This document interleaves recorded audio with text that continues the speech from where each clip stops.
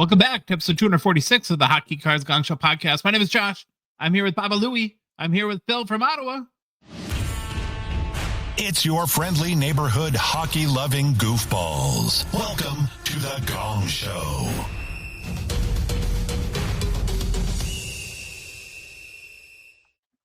Wow. The percussion there. I pretend that that's like Baba Louie in the background. It is. Going like, well, hi, goofballs. What's going on? What's going on? Baba Louie. Hi. Hi. What have you been doing? Editing. Yeah. Louie's addicted to his computer, Phil. His wife is getting mad at him. He won't leave. I heard, and it's in the basement as well. So you're busy in the man cave and basement dweller. Basement dweller. Does she yell at the top of the stairs? Louie! Louie! No. No. Okay. Louie, come take out the car. You have a mini Louie to do that, though. Right. Yeah. There you go. Oh, he's got the flashy new producer setup going on down there. We'll have to post a picture sometime soon. It's like a space station, Phil. I'm surprised. I saw it last week. I was like, "This is your desk." I'm like, I feel a little embarrassed at what my desk. No one's gonna see what my desk looks like. I refuse to let you. No, I got a bigger helps. desk. Oh, It helps. Go ahead, Louis. Sorry. Yeah, it helps. Everything was too cluttered before. I couldn't do it. I was actually using a folding 6-foot table too for a month or more, but I just needed more space, a clean area. Looks good. You got 3 monitors now. Yes, I added another one. Well, I ordered a new desk at the same time, and then my desk didn't come, so that was awesome. But all my new equipment came, and so I've got a whole bunch of stuff crammed on a tiny desk. If I move like 3 inches one way, I think everything will fall over. So we'll look forward to that today. It looks like you're sitting. Looks like you're sitting on a couch right now. That's behind me.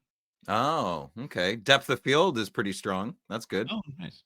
Yeah. Yeah, I put a couch in here for when your segment comes in case I get a little sleepy. I'm gonna kill you. You son of a. Hey, well played. Well played. Up until probably this afternoon, you couldn't sit on that couch except for like 4 inches. Really? Colby's Enough on room there all for the time. Kobe. Yeah, it's Kobe's space. That's it. Enough about couch talk, though. Phil from Ottawa was at the big Ottawa card show today, and he's excited to file this report. Phil, what happened? Yeah, thanks, Josh. So the Ottawa show was really, really strong today for December. I remember last year. Good. Yeah, no, man, the hobby is strong. You really feel it. I don't know if the market share of the world's economy is strong for our hobby, but the interest is there. One thing that is happening, though, every month that I notice at my local card show is that the Pokemon is really, really on some type of trajectory upwards. I thought, it is. I'd say a third of the show is Pokemon now. And normally I would complain, but I'm more older and mature now, and I have some wisdom. So I think it's good. I think it's good to get the traffic through the door. It's a different demographic. A lot of the dealers on the Pokemon stuff at Ottawa, anyways, they look like gangsters. Like it's nuts. They all have neck tattoos, and I saw a guy at a tattoo today of a tattoo that I didn't think you could get, and he's just dealing with kids, and he was great with kids, and it's a very different thing, and it intrigues me greatly. Not the cards, but the community. It's very strong. Yeah, but so that's, you think, maybe the hot new growing market? Yeah, well, I think it's been growing forever. I just think I don't even know what Pokemon is. I thought it was a card game. Anyways, back to hockey. Wait a minute. What? Welcome to episode 1 of the Pokemon Gong Show podcast. Yeah. My name is Josh. I'm here with producer Louie and Phil, our resident Pokemon expert. Who's No, not interested. I'm just there's a lot of interest in that world, and I don't know anything about it. And I think should we maybe learn a little bit about that because it's always around us. Here's the one thing I've heard from many a shop owner is that they would be in deep doo-doo financially without Pokemon. Yeah, I've heard that. In Warhammer, my LCS out of the box, they're an official Warhammer distributor. I don't even know what that is. And he said without that, they would not be struggling, but that's a big part of their income. We'll leave it at that. You have to diversify if you're in that biz. Yeah, because we have a bit of blinders on, I think, with hockey, right? And we're very small market. Yeah. No. Do you want to see my Pikachu? Sorry, Louis. I left my magnifying glass at home, but maybe next Wait, time. I gotta text Here. HR first, but then I Here you will. go. That's good, eh? You just came back from the washroom, I see. It did. Ooh. Ouch. Oh, another thing I want to say about this is Yeah. how powerful Pokemon is. So I've been going to the Ottawa show forever. There's a dad and a son that are heavily involved in selling hockey cards. Big Boston fans, big Bobby Orr fans. They've been in a ton of my videos on my Loud Collector video, shameless plug. They completely sold everything. They kept what they wanted to for their PC, and they're doing Pokemon now. It is Wow. wild. I walked by today. I couldn't believe it. Two big burly boys right in the middle of the whole Pokemon fiasco. And they're not usually busy. They were slammed. They had a lineup. Did you ask them why, or you just? No, I don't care that much. No, I don't care. Okay. No, but it was Well, nice. what was the hockey vibe there? Was there good Steady. hockey movement? Steady. Yeah, very, very steady. Lots of Sens fans. I mean, we're on a 3-game win streak, so A lot of watch pizza out. line talk. Was there pizza line talk?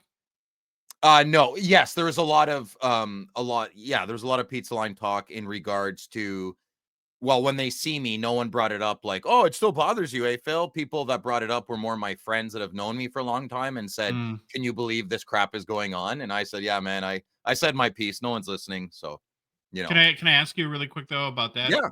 Are sure. you in the minority opinion there or the majority opinion?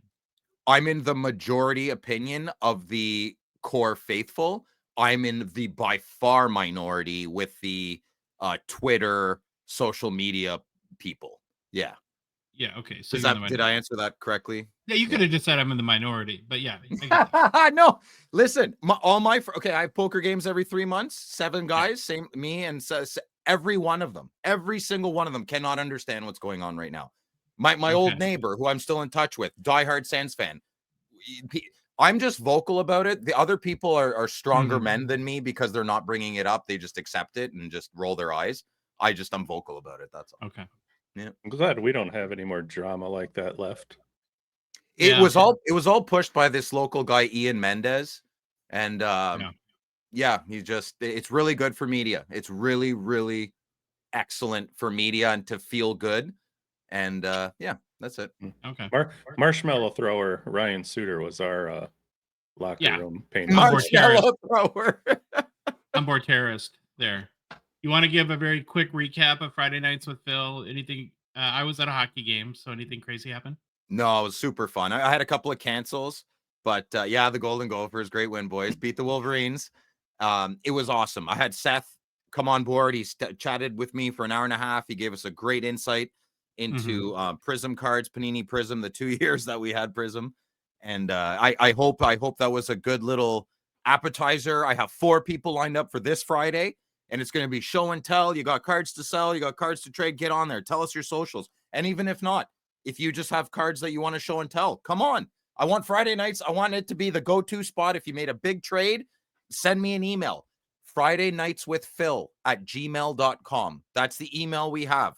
Hasselhoff is analyzing every email you send. If you pass the approval process, we will send you a link and a time to be on there. And we're excited to see what you got and what you want to talk about. Even if you have a hot take, if you don't have any cards to show, but you got a hot take and you're respectful and civil, give us an email. We'd love to have you on. Friday nights with Phil. Yeah, so on Friday night, I went and met my son at school, took my daughter with me. We went to watch the University of Minnesota Golden Gophers take on the Michigan Wolverines in men's hockey at the legendary Mariucci Arena. And it was ugly if you were a Wolverines fan. From almost the puck drop, the Gophers skated circles around them. I think the Gophers were ranked 4 in the nation at the time, and Michigan 6. Yep. And I after the first period, it was like 22-2 shots. Wow. It was a very much unexpected beatdown. Michigan seemed really small. Gophers were physical, definitely. And then I didn't go Saturday night, but it was a big whiteout. You can go see the whole crowd was dressed in white. It was pretty awesome. And the Gophers prevailed again, this time 2-0, a much closer game.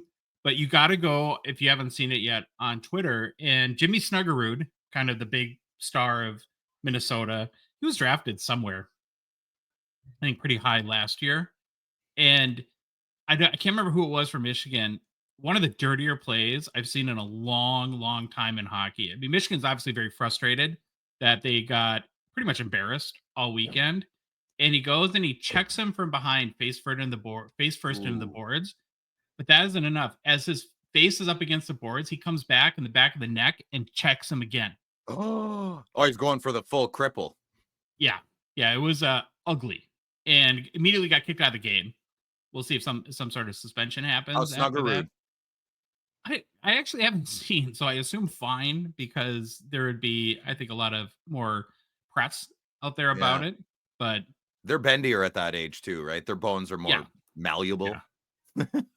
The college game is fun to watch. It was very fast. It was like a track meet out there, and lots of shots, just back and forth, shots. So how many people? So educate some of us Canadians that might not know how big American hockey is for Golden Gophers. How many people were at that game?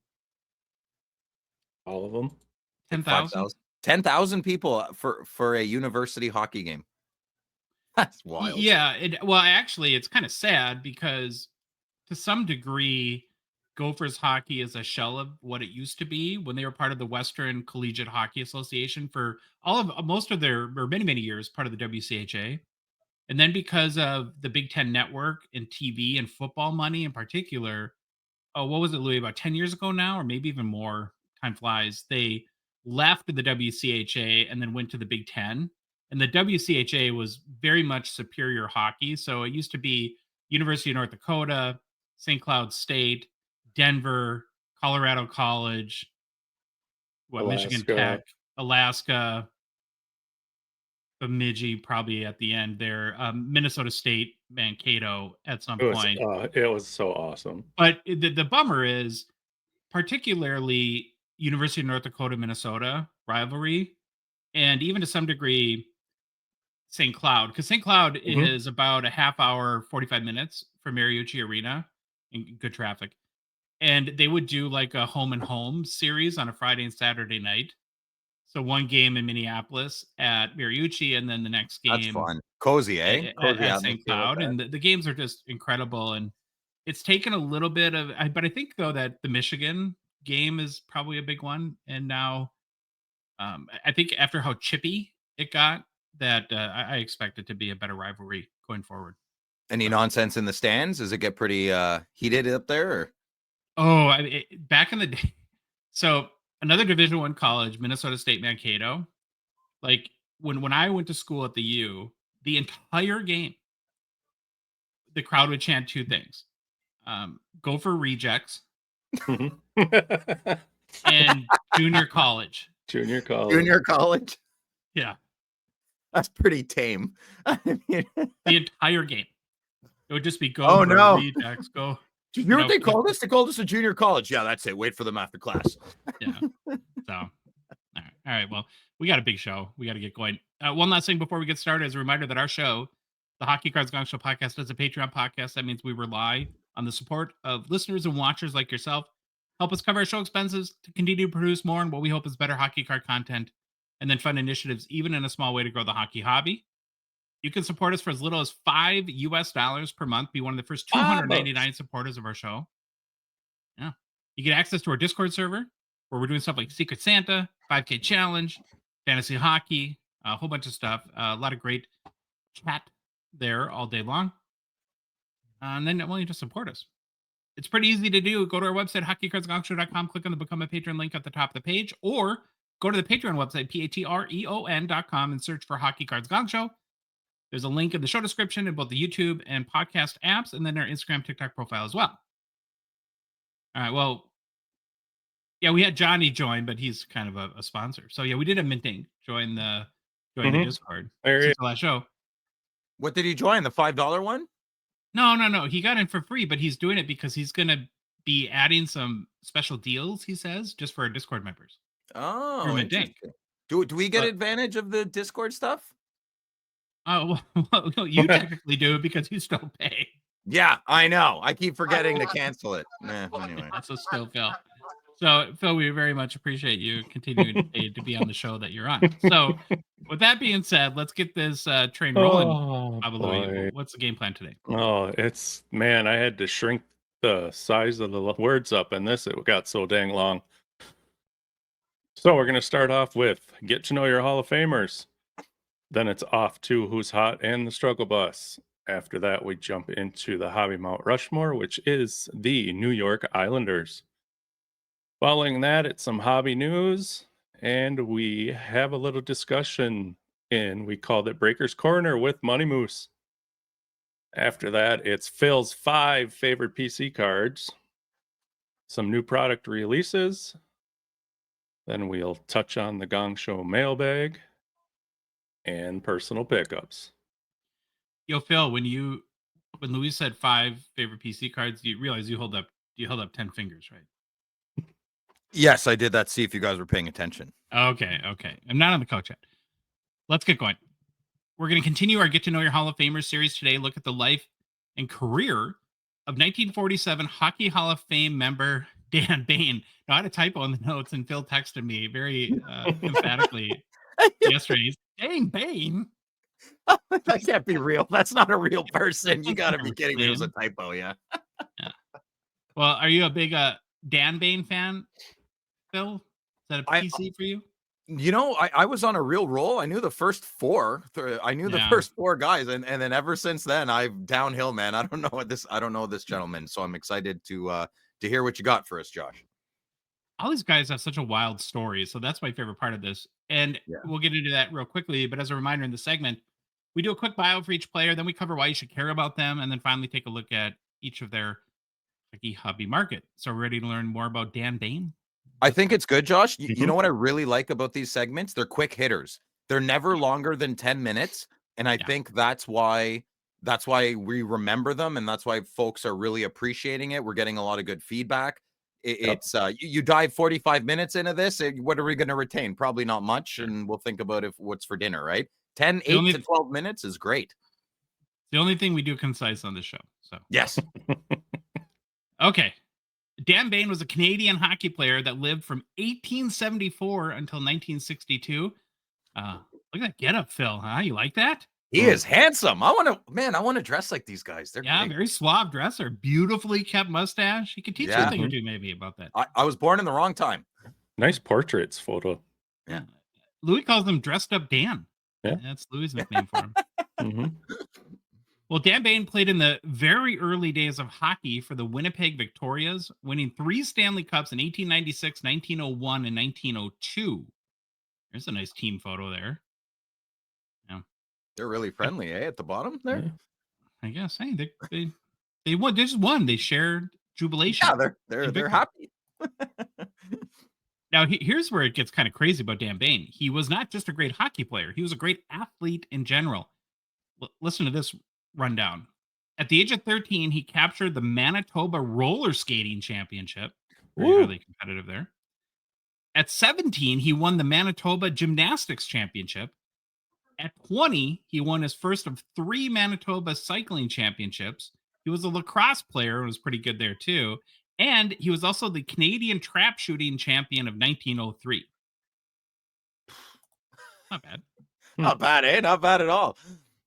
Man of many hobbies, I guess. He was so prolific that he was named Canada's top athlete of the last half of the 19th century. So from 1850 to 1900, in that time span, he was named Canada's top athlete. That had to be probably the first time they named somebody, because I can't imagine that they were keeping track of athletics in like 1720 or something like that. I don't know. In addition to athletics, he was also a very successful businessman. Probably why he had money for such nice clothes, Phil. Never married or had children, but when he passed away in 1962... No, hold on. Yeah, that's why he has so much money. That's why he has nice clothes. Touche. So he never married or had children, but when he passed away in 1962 at 88 years old, most of his estate was left to charities and former employees. So it's nice of him to treat his employees well. Okay, why should you care about Dan Bain? Bain captained the Winnipeg Victorias to 2 Stanley Cup championships. In 1896, they defeated Montreal Victorias. So there's the Winnipeg Victorias and the Montreal Victorias. That's interesting. Marking the first time a team outside Quebec had won the cup. Bain scored one of the goals in that game. They reclaimed the cup in 1901 by defeating the Montreal Shamrocks, with Bain scoring the decisive overtime goal, the first cup-winning goal in overtime history. In the 1901 series against the Shamrocks, Bain played with a broken nose and wore a wooden face mask, earning him the nickname the Masked Man. This early Ooh. use of protective gear heightened the importance of player safety. So Bain creepy. was yeah. I'm guessing that mask was probably pretty uncomfortable, but Do you think he carved a spot out for his amazing mustache? just for the edge to stick Yeah, out. it's awesome. Bain was a staunch advocate for amateurism in sports. He continued to support amateur hockey as an honorary president of the Victorias, who won the Allen Cup in 1911 1912, becoming the first Western Canadian team to do so. Kind of the point about amateurism is interesting there, because if you go back, like when we talked about Hobie Baker, it seemed like that it was kind of considered lowbrow to get paid money, like to play sports for money at the Interesting. time when sports transitioned from amateur to professional. And so there's a lot of people like Dan Bain and maybe Hobie Baker that remember Hobie Baker turned down a huge offer from the Montreal Canadiens to play for their team because he thought he wanted to protect the integrity of amateurism in the sport of hockey. Interesting. Now, looking at Dan Bain's hobby market, well, his career ended after the 1902 season or 1901-02, and the first hockey set wasn't released until 1910, so there's really no hockey cards from his career. I did find a couple sales from that commemorative card set, the 1985 Cardophilium Hall of Fame set. So here's the mustache very nicely represented as well. PSA 10 is the high selling card, sold for about $100 this past September.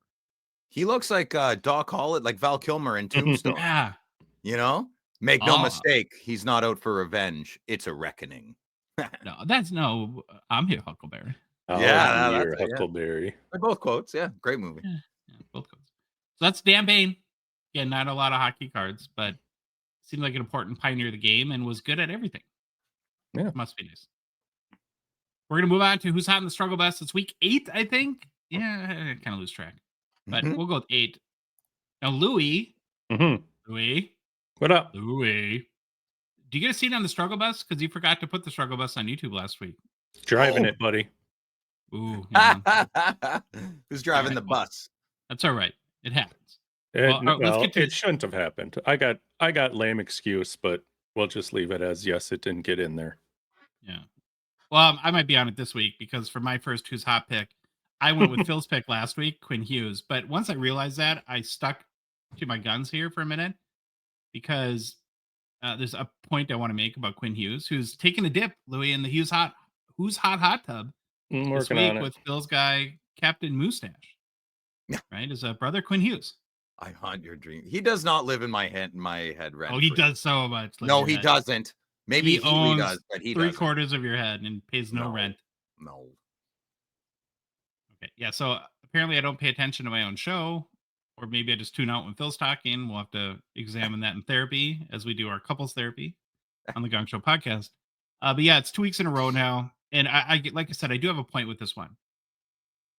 I think, okay. So in the past 2 weeks, Quinn Hughes has been in fuego, scoring 2 goals, 10 assists for 12 points in 6 games, bringing his season total to 6 goals, 25 assists, 31 points, and 25 games played. That's good. His current 82-game pace is 20 goals and 102 points. Now, I'm assuming that impressed you last week as well, too, Phil, when I didn't pay attention? Okay. He's a stud, man. And he's a stud. Well, here's why I really wanted to go through this. And I mentioned this before. If you take out the 56-game COVID year that was a lot shorter, the bubble season or whatever they called it, he's still tracking where his point production has increased every single year he's been in the NHL. So he had 53 points in 2019, his rookie year. Then the COVID thing happened. It went down to 41. Come back 68 points, 76 points, and 92 points last year. And he's trending for 20 goals and 102 points this year. 102 point, eh? Wow. We'll see. For a defenseman, we'll see what he can do. He's still just 25 years old. And like Captain Moustache in Toronto, who's sharing, of course, the Who's Hot Hot Tub with. He's captain of the team, right? So that's kind of cool. Won the Norris Trophy last year, which brings me to my main point on this and why I really wanted to talk about Quinn Hughes again. I'm like ready. I've mentally crossed the corner on this one.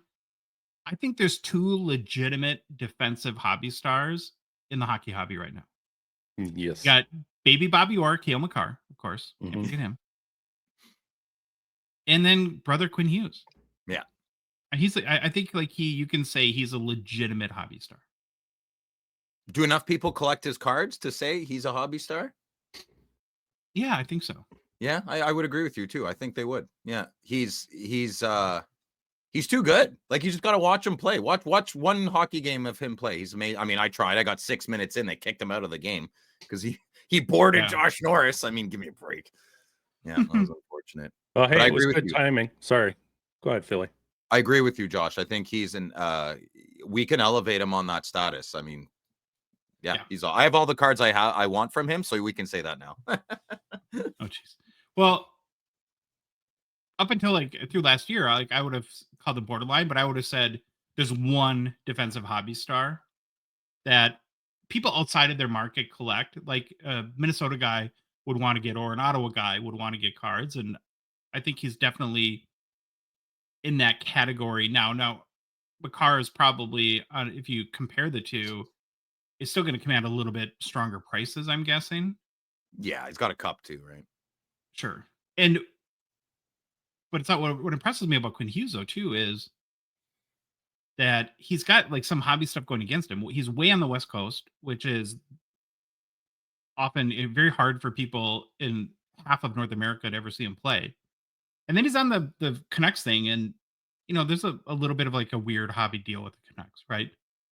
Like they don't produce hobby stars very readily. There's something going on there that I don't know what their reason. I've asked a lot of people, but who knows? I would even go as far to say he might be, now it's a different position, and I understand that. He could be a better hockey player than Jack. Maybe. We don't know yet. That doesn't mean Jack is bad. I'm just saying, if you say who's better at hockey at their position, Jack isn't one of the top 2 forwards in hockey. Have you seen him play? Of course, he's good. I always go with the eye test. Yeah, no, I love it. It's a good convo.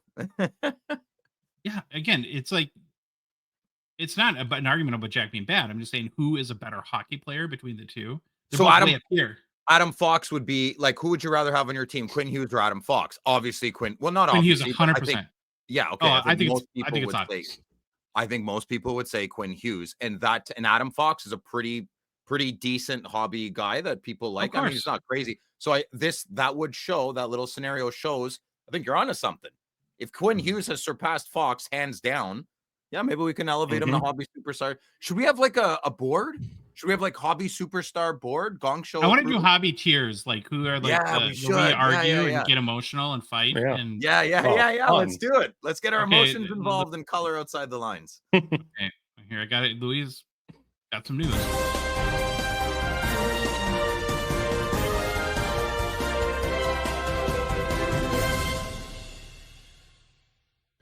At 16:08 of the first period in the Vancouver Tampa Bay Lightning game, Quinn Hughes scored his 7th goal of the season, which now makes him 10th all time among defensemen in Vancouver Canucks history.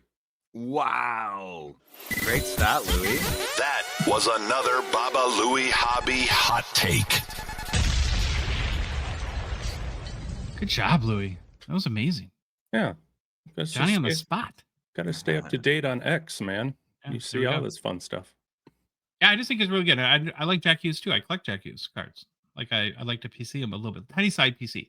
Like micro PC. Oh, could that be a word? Micro PC. Micro PC. Well, you say something similar to that often. Stop. All right. Quinn Hughes, the 2019 Young Guns PSA 10 pop 3,194, 63% gem rate. Last sold for 146 USD on December 6th. Up 14% in the past 2 weeks. Down. What? 12% in the past 3 months. Okay. Now that we've both done Quinn Hughes for the Who's Hot Though, the good listener can judge harshly who did it better, me or you. I just asked them to remember that we both cry easily. Yeah. I'm a crier. I'm okay with it. That's a nice Young Guns. I like that his 2019-2020 Young Guns is very nice. Yeah, nice looking card. Oh, All right, Baba Louie's up next. Who did you pick for Who's Hot? You went Homer route again. no, I didn't. Okay, Who did kind you of. pick last week? Nico Heischer. Oh, did I? That Yeah, was so you're long addicted to ago. the devil. You're addicted to the devils for some weird reason, but that's Well, okay. like I said last time, when you're good, you're good. Mm-hmm. So, yes, I did pick Jesper Bratt. Yes, but So, from the 6th round, drafted 162nd overall in 2016, Bratt is turning into an offensive juggernaut and is played in his 500th game last Friday. Over the last 5 games, Bratt has shown that he is one of the hardest players on the ice for the Devils right now. He was also named to Team Sweden for the Four Nations tournament, and one of the guys I did pick to have the biggest hobby gain, if of course he can produce. So far, Jesper Bratt has tallied 3 goals for 6 assists and 9 points. Sorry. In what?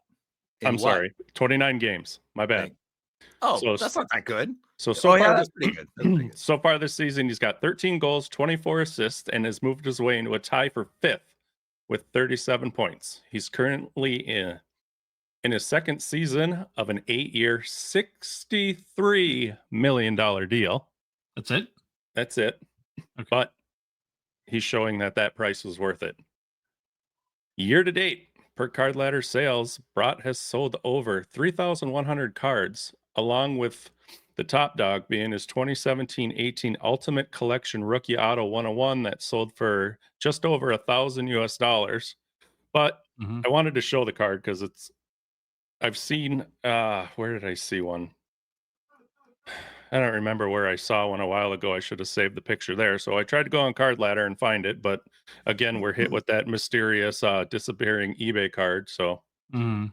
there's no showing that. So we'll take a look at his 2017-18 Upper Deck Young Guns, number 466 in a PSA 10. There have been 245 cards graded by PSA, with 96 of them receiving the 10 badge, giving it a gem rate of 39%. The last sale of his Young Guns was for $128 US on November 22nd, but recently this card's been all over the map, up, down, with sales of $70 all the way up to $250. So it says on the graphic pop 145. Is it pop 96 or 145? Do we know? Oh, well, I'll tell you. Let's see if I screwed this up here. That's all right. No, I want to know. No, I don't know. It's been a heck of a day, let me tell you. Well, Anywho. we'll come back to that. You can come back to that in downtime. Here's what I told. Well, Phil, Louie and I talked about Jesper Bratt. Yeah. The other day, and like 2 years ago, I was kind of like feeling the vibe, and I thought, well, I think I'm gonna PC this guy, right? I thought maybe up and comer, I'm gonna outfox the fox, right? And here's what I learned about him. Not saying it's happening this year, so don't shoot the messenger here. But he tends to be like it sounds bad to say, but I don't like a front runner. No, not front runner. The first half of the season, he's really good. Last half of the season, typically not so good. I feel like. No, that's good. No, I might be wrong, but that he kind of fades. Oh, okay. Like Because hot Carolina start. in the playoffs. Ooh, Yeah. rough. Yeah. It's not shots Oh. fired. No one. Who's a fan? Do you know any? People have to be Carolina Hurricane fans for shots to be fired. How many Carolina Hurricane fans do you know? I don't know one. Not one. Yeah. We'll see how many people quit the show, and then we'll know. Yeah. We'll Nobody's see. so. Send hate mail to Louis. Well, I don't know where I got that 145 number up on the screen. I got 96. Oh, it may have been from one of fans. the last people, but yeah, you're a Devils after a hot start, Louis. Can you explain There. why you like the Devils? Yeah, I can. So when we lost the North Stars, Oh yeah. I ended up just somehow falling into the Devils' lap. So why not continue? I can have two favorite teams. Not really. No. Why not? Well, you're a grown man. You provide and protect. You can do whatever you want, but in this House Marsh, you're allowed one hockey team of fanaticism. Yeah. House Smarsh. House Marsh? So I understand how ridiculous this sounds, but if the Wild made the Stanley Cup final Oh gosh, it'd be so awesome. against the Devils, who are you rooting for? Oh, Wild. Okay, so then they're not. They're your backup. Well, backup now, yes. I'd like to. Do you remember Chandler at the Chateau Gongshow when so Ottawa was playing Boston? I thought Chandler was a LA Kings fan, and Boston scores on Ottawa. Chandler screams in my ear at the top of his lungs, "Yeah, Boston, Ottawa sucks." And I just slowly turned to him. I said, "I thought you were a Kings fan." He goes, "Oh no, I like Boston too. They're my fourth favorite team."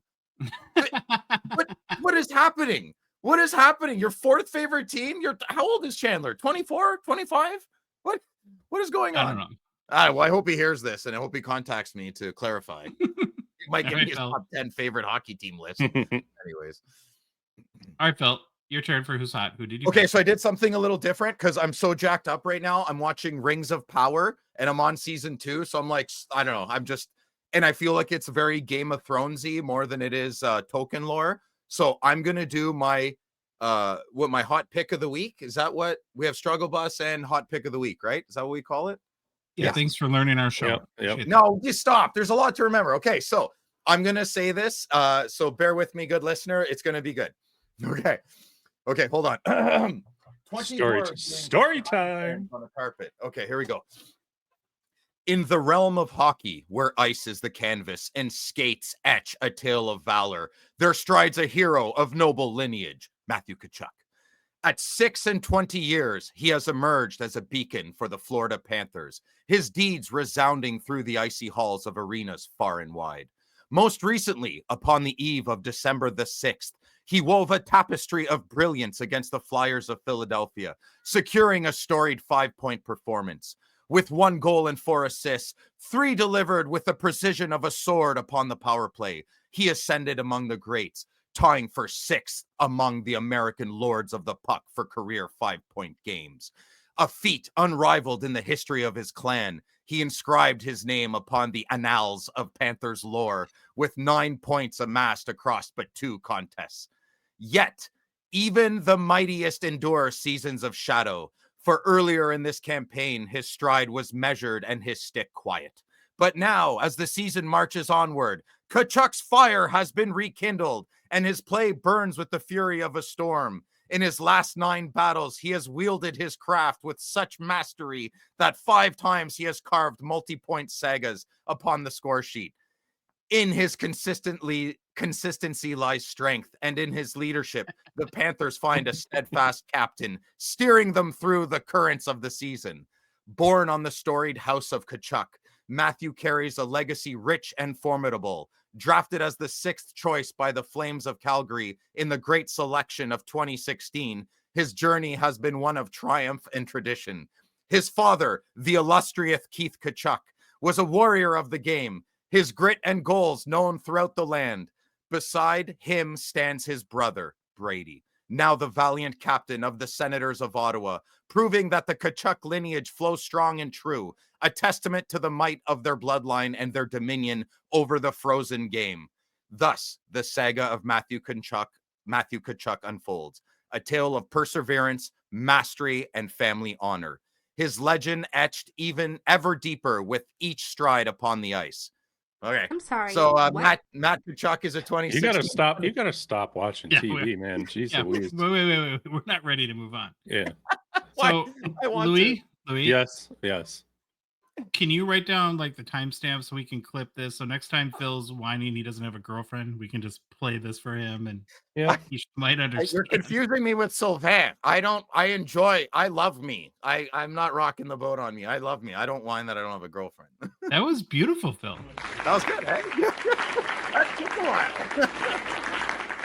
while. Wow, extended applause. Thank you for letting me do that. Thank you. So before you get into his young guns, why don't you give the good listener a little stats here that I threw up for you? Can you read them? Is it big enough? Yeah. Well, do you want me, what, for this year? Yeah, people want to know. in 23 games this year. He's got 10 goals, 20 helpers, 30 points on 23 games played. He is a -1. So if you're hovering around that 0, I'm okay with it.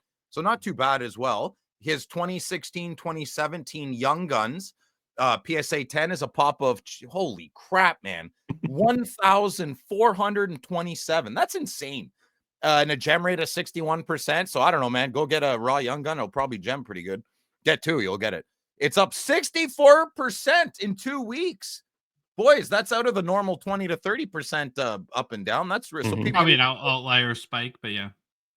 40% in the past, up 40% in the past 3 months. Wow, that's pretty cool. Yeah, go Matthew. Even though he's a bit of a turd, he liked Larry Brooks. So Larry Brooks was the splat human who did that big Brady Tkachuk rumor article. Yeah. And Matthew Tkachuk liked it. I don't know if that's just to bug his brother.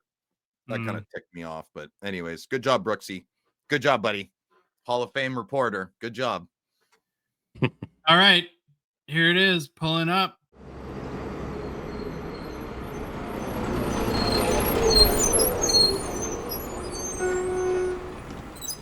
The struggle bus. Oh, wait a minute.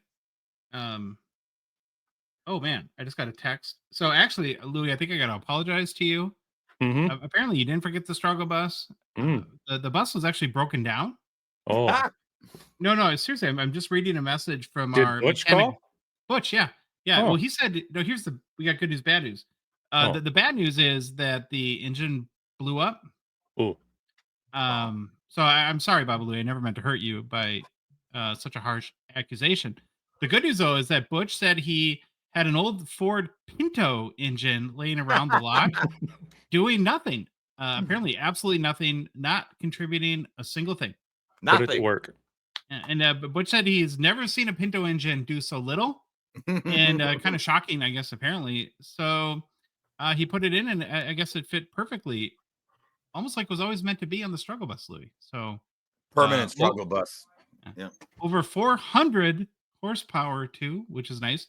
And I guess the previous owner paid a lot for all 400 plus horses, and which are basically worth nothing now because, like I said, it was doing nothing.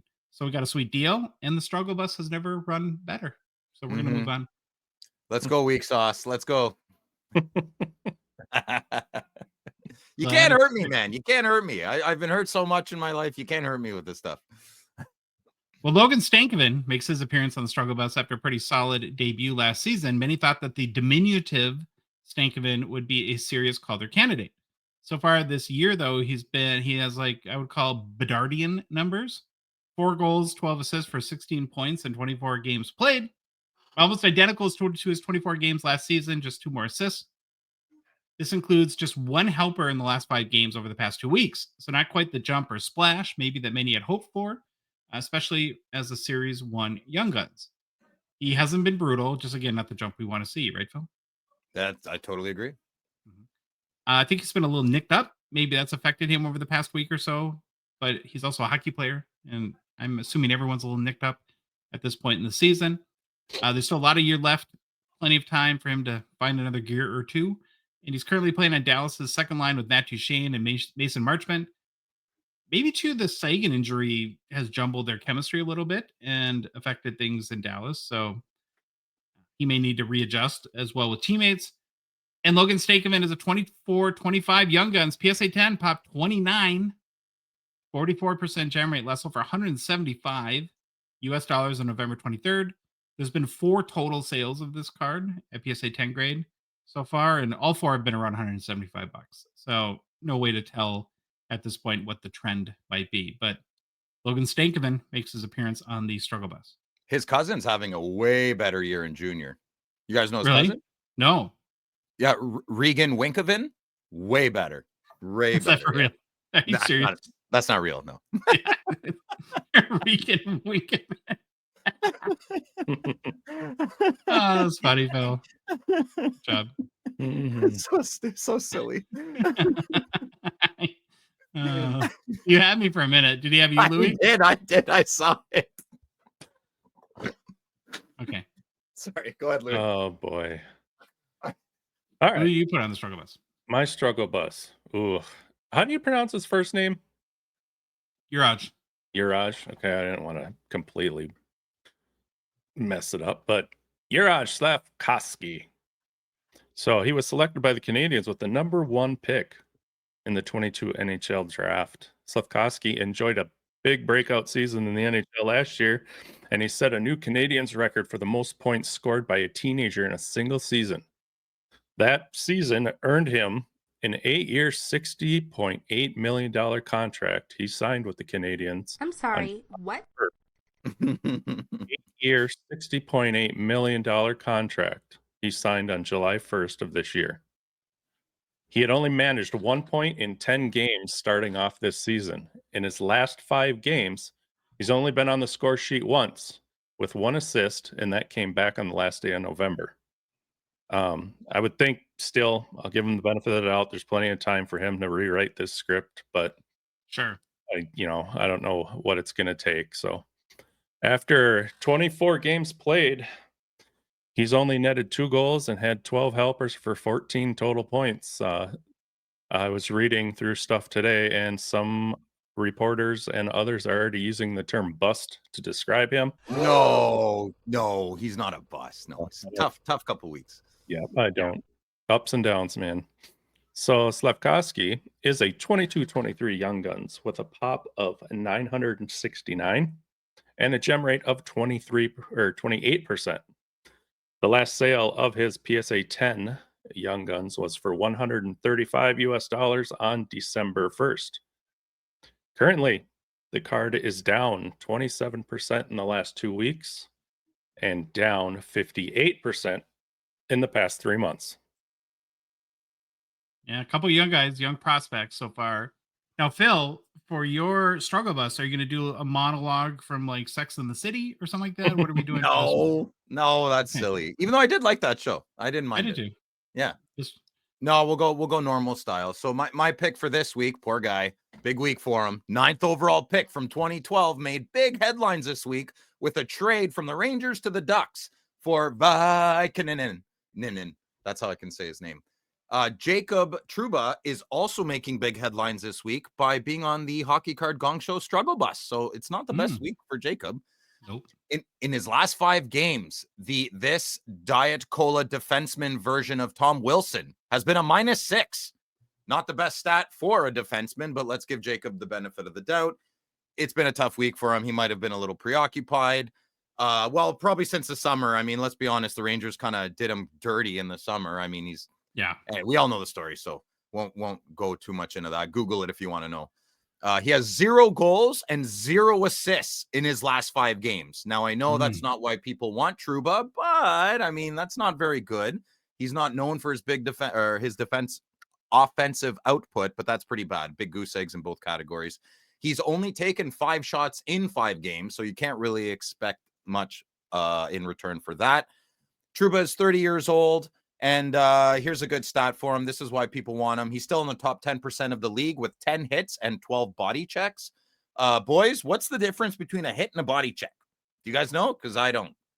No. Yeah, me neither. So he has 22 body check hits in the last 5 games. We'll say that. Trouba is a 2013 Young Gun, PSA 10 pop count of 99. So someone just get one more and we put him to 100 at a 74% gem rate. Hire that print company again, because that's really good. And the last one sold for $28 American bucks on December 1st. American. So that's down about 23% in the past 3 months.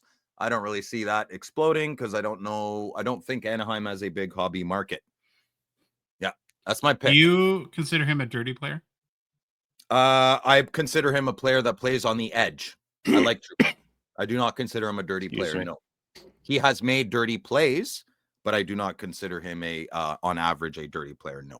Probably not a bad move for Anaheim to get some grit there with the young players. Smack Zegras around. What's the matter with you? Change your diaper. Play better. That one, I get it. Shots fired! Okay.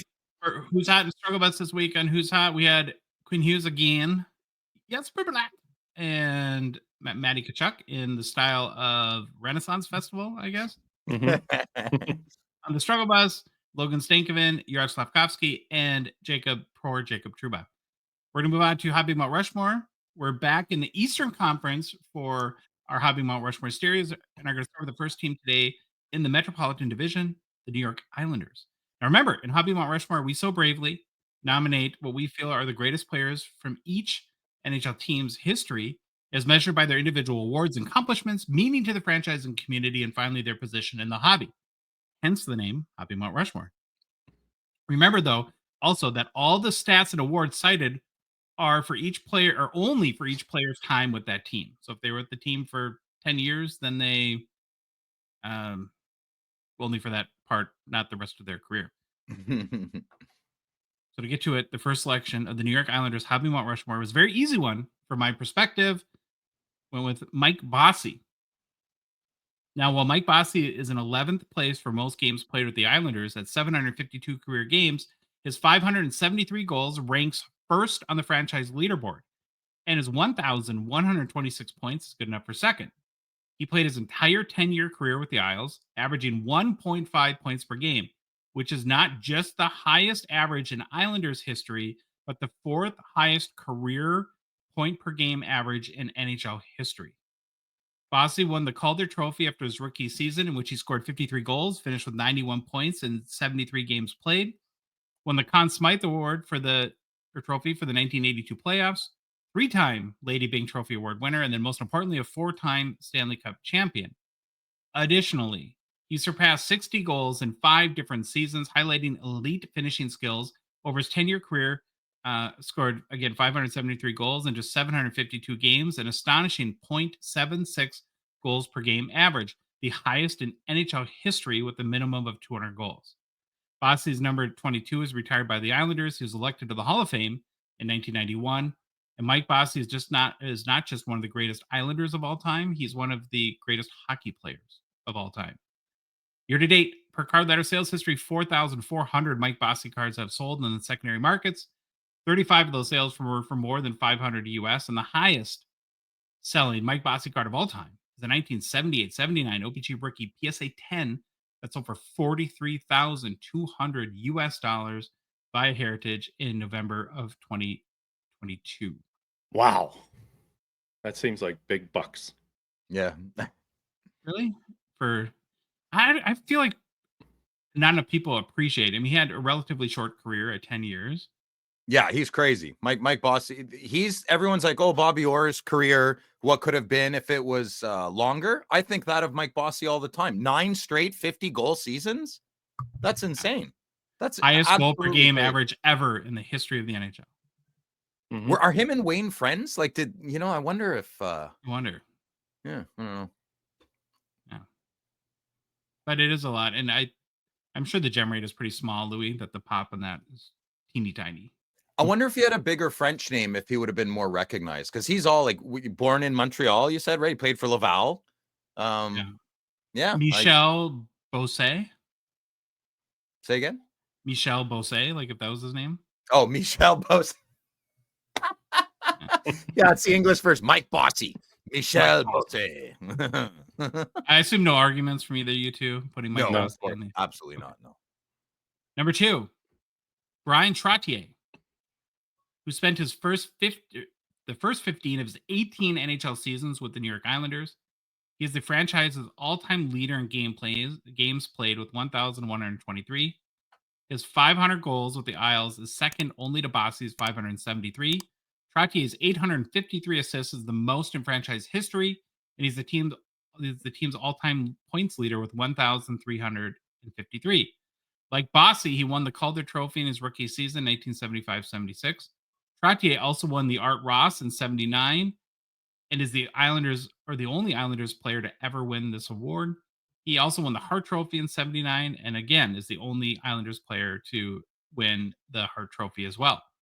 Trottier won the Conn Smythe for the 1980 playoffs. He won the King Clancy Memorial Trophy in 1989 and was the NHL Man of the Year award winner for the 87-88 season. Like Bossy, Trottier also won 4 Stanley Cups as part of the Isles dynasty. His number 19 was retired by the organization.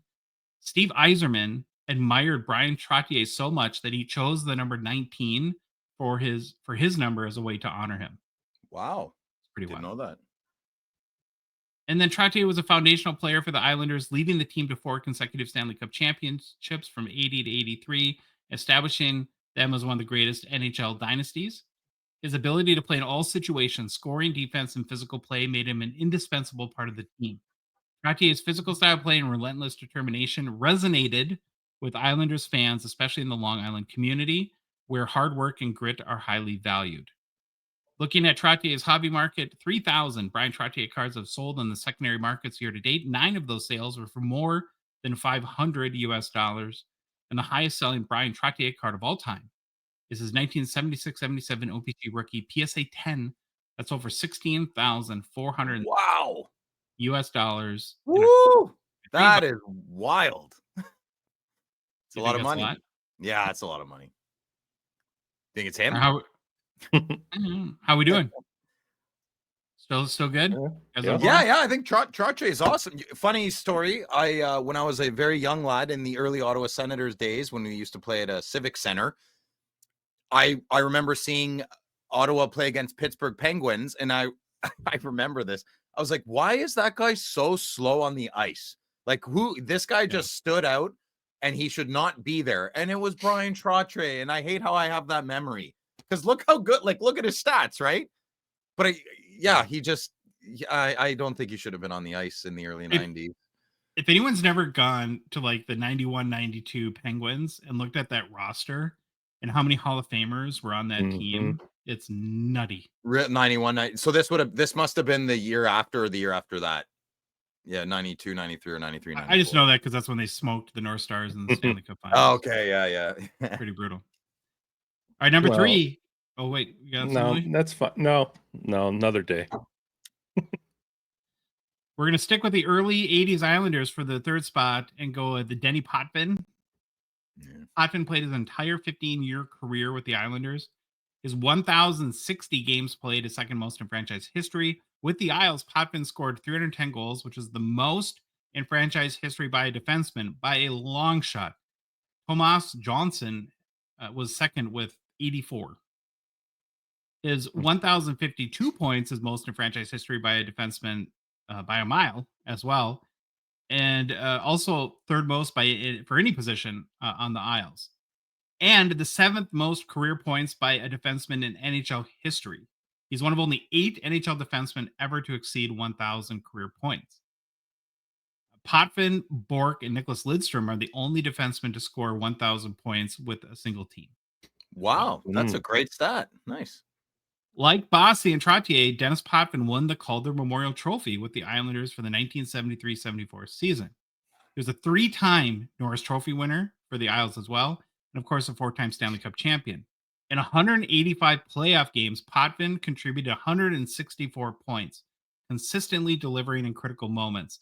As the Islanders' first ever number 1 draft pick, Potvin was the cornerstone around which the team was built.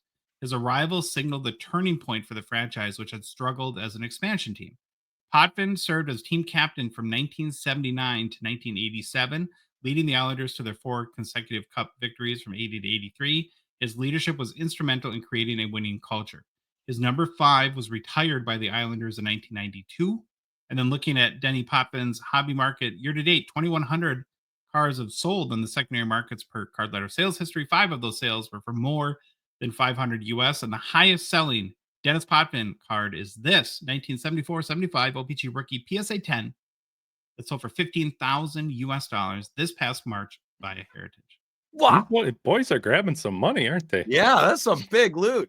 Denny Potvin's a Ottawa legend. He played big 67s. I believe he still holds the record for the most points on the 67s. I think it's one of those unbreakable things. Born in across the river in Quebec, there, Hull. Gatineau. So, big Dennis Potvin guy. Great choice. Okay, there's one more, and the last one's always the hardest one because it comes down to the snubs. I tried hard not to go with the whole early 80s bit, but I just couldn't get past it. So for the last and final spot on the New York Islanders Hobby Mart Rushmore, kept it old school and retro and went with Billy Smith, the other key cog from their late 70s, early 80s dynasty. In net, Smith's accomplishments from the Islanders is literally unparalleled. He spent his entire 17-year career with the Islanders. 674 games played is the most in franchise history, more than double second place Tendi Rick DiPietro. Mhm. Why do I struggle with his name? Who played DiPietro. DiPietro?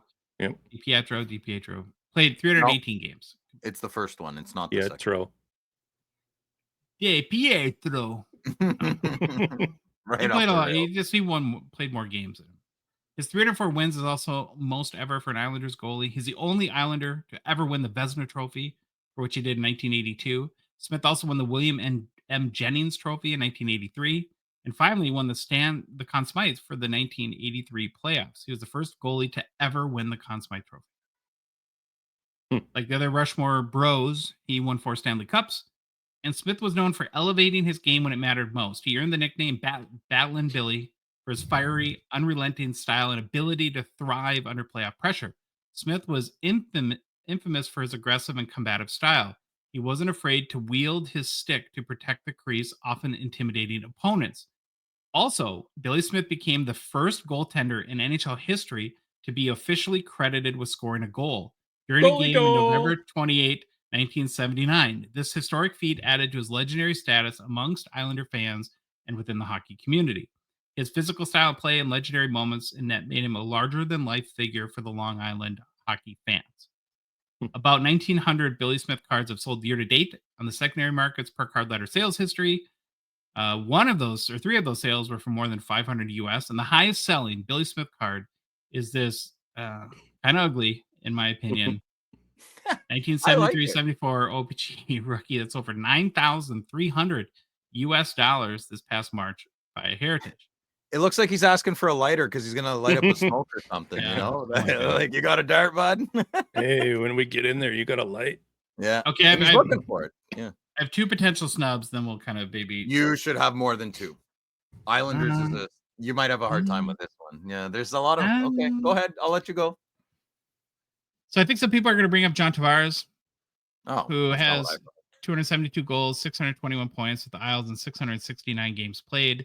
Did not win, though, any major awards with the team. He was the captain of the Isles for 5 seasons. A decent hobby market, 4,200 cards sold year to date. On the secondary markets, I think some of that, though, has to be attributed to the Maple Leafs thing, Phil's team. So, and then I had Clark Gillies, another player, if you might mention, played 12 years in Long Island, 872 games with the Islanders, 304 goals, 663 points. Part of the dynasty that won 4 cups as well. Not much of a hobby market, though, with 800 cards sold year to date. So I think the 4 nominees were more significant contributors. And honestly, Phil, that's when looking at the data. Yeah. That's who I came up. So who do you want to mention? Because I've got all the stats in front of me. I'll point out 2. So I'm glad you brought up Gillies. But another one that might be not fair because it's part of the 80s and it part of the same group, Bobby Nystrom. He's a big fan favorite of that city. I would bet on it. And then Patty LaFontaine. That's 287 goals and 500. He did score, but he has key from. I don't know off the top of my head, but he has key goals and he has key games where he was. I believe Pat LaFontaine was pivotal for the Islanders because after all that success, you're going to dip, right? So you needed someone to transition that. And I think Pat LaFontaine, he played almost 10 years with them, didn't he? I don't know.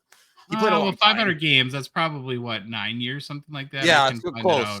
I just think less than that. So he played full seasons 1 to 7. Yeah, so I wouldn't have picked him for my 4, but he's an honorable, absolute honorable mention. And then I'm a big Pat Flatley fan, so not that he has a hobby market, but that's it. That's it. Yeah. Okay. So you wouldn't have put LaFontaine? No. I think you got the 4 right, but his name has to be said. Okay, I'm glad we said it. What about you, Louis? What do you think of this?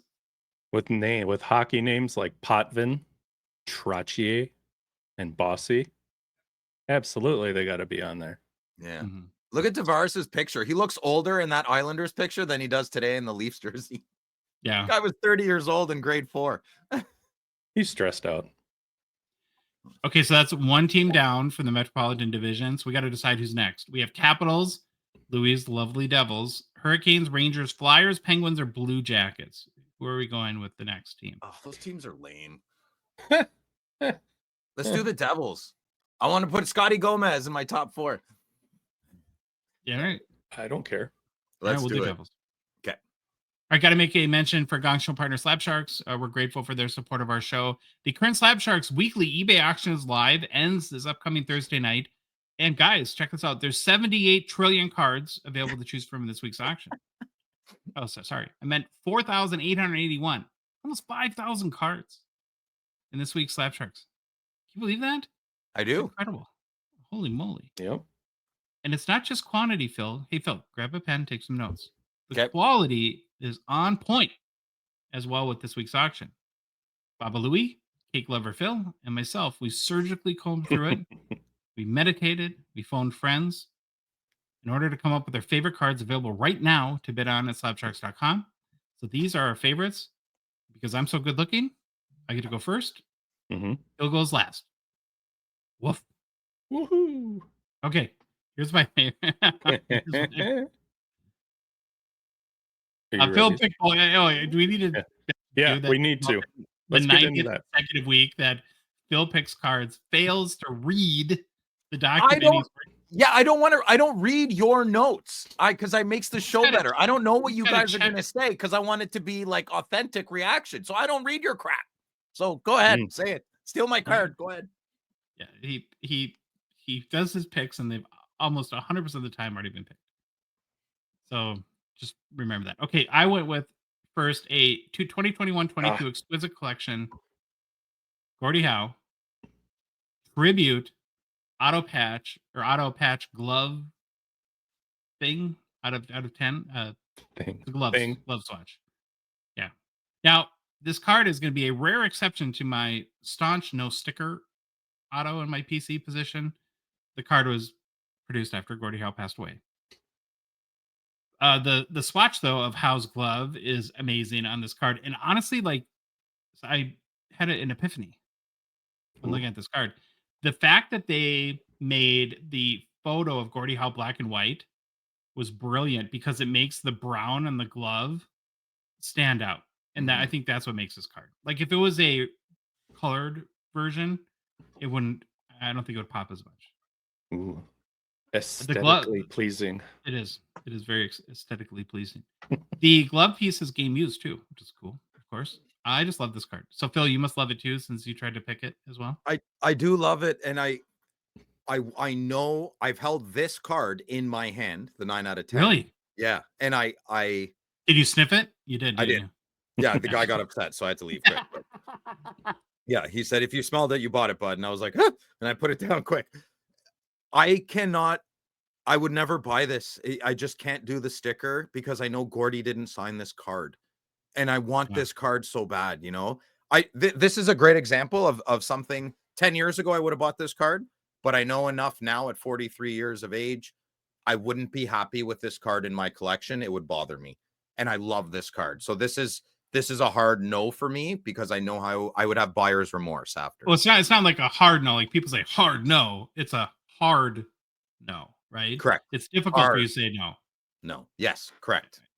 Yeah, you catch me if I have a few if I'm 1 or 2 Guinness in, I might buy this card. That's where I'm at, yeah. My second favorite is the 2020 SP Authentic Kirill Kaprizov Young Guns Acetate Rookie PSA 9. Well, I had to pick it since I just went through my 5 favorite PC cards, and this was one of them. He's also continuing to light up the scoreboard, which is nice. And I think I've had this thought recently that this is probably at 27, we're probably in the midst, Louis, of prime Kaprizov right now. Like, we really have to enjoy this. We do. Mm-hmm. I love the card. 9 is a good grade for an acetate too. So don't anyone be what I want to say shied off, but that doesn't sound right. Butthurt. Scared away. Don't anyone be scared away, right, Phil, off of a PSA 9? No, I bought an 8.5 BGS Brady. I smashed it right out of its prophylactic wrapper. Yeah. Okay. Louis, what are your 2 favorite cards in this week's Slab Sharks auction? The first one is Phil's favorite card from this auction.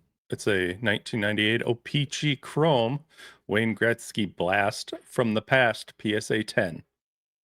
So, little background on these cards. On the inserts, they were randomly inserted into packs at the rate of 1 in 112.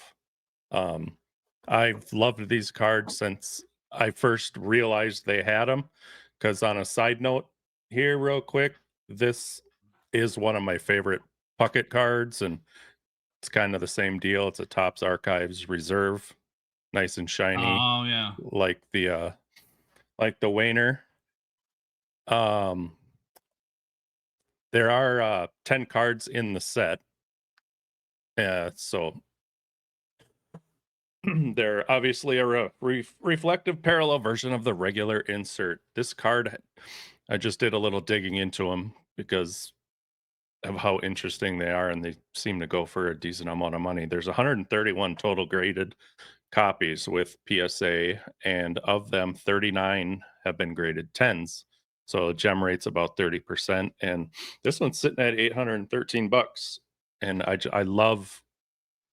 I know it's going to go for more, but I love how people still absolutely love these cards because they're beautiful.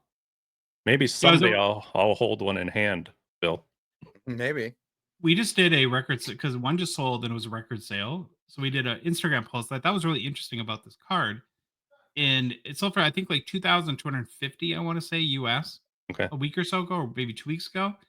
And some people said, well, if you're going to spend $2,000 on this card, why not just buy a low grade, high eye appeal, real rookie card? That's not why the person Well, I wants don't it. know. Yeah. They want the chrome version of the card. So people that don't like these cards and they're gimmicky don't get why the people like me do like these cards. I like some gimmicky things and I don't like some gimmicky things. This is, well, we'll find out later in the show, so keep listening and I'll explain. I have a question for you that I just want to ask now. I can maybe Okay. save for later, but when I see photos of the non-refractor, which this is, like the base, right? Yes. They don't, like, the photo looks dull. I'm guessing in hand, this looks a lot better. Am I right? Not as much as you would think. That's why the Okay. refractor really, really stands out. Gotcha. Yeah. Okay. This isn't the best produced chrome card. They are, you know what? You use the right word, flat. They are a little flat. Okay. Yeah. All right, Louis, what's your second favorite card this week in the Slapsharks Weekly eBay action? Number 2 is a 2022-23 Upper Deck Stature Matt Boldy rookie auto 199. Love Stature. You know it. Wild guy. Mm-hmm. Boldy's playing well. I'd like to have this one to complement. Oh, I'm going all over the place here. To complement this little guy here that I was given. Christmas Nice. colors. I need the green one. Christmas, baby. It's coming up, boys. Yeah. So, like I said, stature, enough said, and great looking rookie cards. Nice out of 199. Simple as that. Nothing to it. All right, Phil, what are your two favorites? Here we go. My first one. Oh, baby, I love this card. First year cup design, not card. This card is a 2018-2019 Upper Deck the Cup Wayne Gretzky patch auto gold. These cards are amazing. I always forget. I don't know if this one would be an insert, right? Because I don't think Wayne has this as a parallel in that set. So this is a ridiculously stinky looking game used patch. I love it. It's an 8 out of 8. Any cup parallel is slept on, in my opinion, because it's autographed as well. I snag these up whenever I can. This one is definitely going to be out of my budget. I know some big boys that are going to be going for this card, and I will just bow out of their way, just like how many of you should get out of my way when I'm hunting for medium cards. Anyways, if you don't want to get stung, don't mess with the Cobra. So, yeah. Anyways, I'm not sure what this is going for right now. It was at about 1,100 2 days ago. So you're predicting a lot of action on this card? A lot of action. Yeah, and you see, this is a thing. If I'm wrong and there isn't, like, what if the other 3 guys are being like, well, I don't want to go for this because they're going for it. And then it goes for like, $1,200. I'm like, son of a, Yeah, would you be very upset with yourself if this sold for $1,200? Yeah, oh yeah, absolutely. Yeah. I think this will go for over 2,000, and if it doesn't, Jeremy would know a bit better, Jeremy Lee would know a bit better, but I pride myself on some knowledge sometimes, and I think this will probably go between 15 and 2,000. Anything under 1,500, I'd be upset I didn't buy it. Okay, well, you probably will feel better then because it's sitting at 4,500 Canadian right now. Well, I should have shut the heck up 10 minutes ago. Okay, 4,500. Holy crap. Yeah, so 8 of these will all go for really, really high, man. Yeah. If it was at a 25, I could probably get the scraps out of the big boys. But anyways, all right, let's go with my next card. And my next card is a 2022 Upper Deck clear cut Patrick Waugh, and it is of the 1991-92 Upper Deck design. This is my third least favorite of the early 90s design, but it's still in my top 3. I really don't think his autograph gets enough credit. It's very, very odd. And I guess autograph appreciation is extremely subjective. Now, Josh, subjective means it's based on personal opinions and feelings. So I will admit his autograph looks a little bit like, if you like Star Trek, it looks like Klingon writing. Mhm. I always thought it did. Star Trek is better than Star Wars. Shots fired. That's the worst take in the history of all takes. Well, that's okay. You probably just don't get Star It Trek. is. You just like Star Wars is checkers, Star Trek is chess. Yeah, So girls like me. I'm loving Clear Cut a lot more and more lately. Shout out to California Dave. Love you, brother. It has a really big variety. The only thing I don't like about Clear Cut is the 1 card per box. It's kind of weak, and I find it a little bit more expensive than it should be. But I think a lot of us hate Clear Cut, and we shouldn't, because there is genuinely something for everybody in there. I really firmly believe that. Yeah, but that's just my opinion. I don't hate clear cut. I hate opening clear cut because I have never ever got more than a $5 card. Yeah, I've never bought a box in my life. Never, neither. because I keep seeing California Dave buy them, and I see him drop thousands of dollars, and I don't ever want anything. But then I search eBay, and I'm like, look at all these cards I want. Yeah, It's those are pretty nice weird. cards.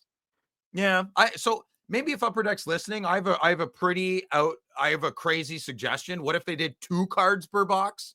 I guess that would cut their income in half. Yeah, I don't know. That's why they pay me the big bucks. Anywho, Patrick's sitting at $203.50 American. It's American because Louis put the price, so he's American. It's American. America. Well, it's no surprise there's about 5,000 cards available this week at Slapshark's eBay auction. They make life so easy for Canadian card collectors to sell their cards. It's like a no-brainer. You just fill out their simple-to-use online submission system, drop them off, or drop off your cards with a rep at one of the many card shows they're at. Did they have one at the Ottawa card show? They do not. Oh, They used to, but then I don't do it anymore. So there's a position open in Ottawa. Contact me and I'll get you in touch with Karn. Well then once you drop them off, Slapsharks does the rest. You don't have to do work, and your cards are one of the biggest weekly hockey auctions. I rest my case there. So for complete consignment info, including payout rates, and to get the process started today, head to slapsharks.com. Hobby news. Hobby news. News from the hobby. All right. Well, guys, Chicago fired their coach. You see that Blackhawks fired Luke Richardson? Apparently, he tried to put Bedard on the third D pairing, and that was the last straw. What happened? No, just kidding. If you're watching on YouTube, I completely picked this photo, and then, well, this is actually take 3 of this, if we're being completely honest, because we're a gong show. But you got to look at the guy in the background. Is he not amazing? Pretty good. I think he was firing Luke Richardson in his mind when this photo was taken. He's got that like disappointed uncle vibe going on. Phil, you have uncles. They look at you like that, right? Well, I have a strong chin like Mr. Richardson. I think the gentleman looking at him is a little envious of the jawline, maybe. Oh. Yeah. Well, Richardson was let go after a league worst 8-16-2 start to the season. They were also the second worst offensive team in the NHL with 2.42 goals per game.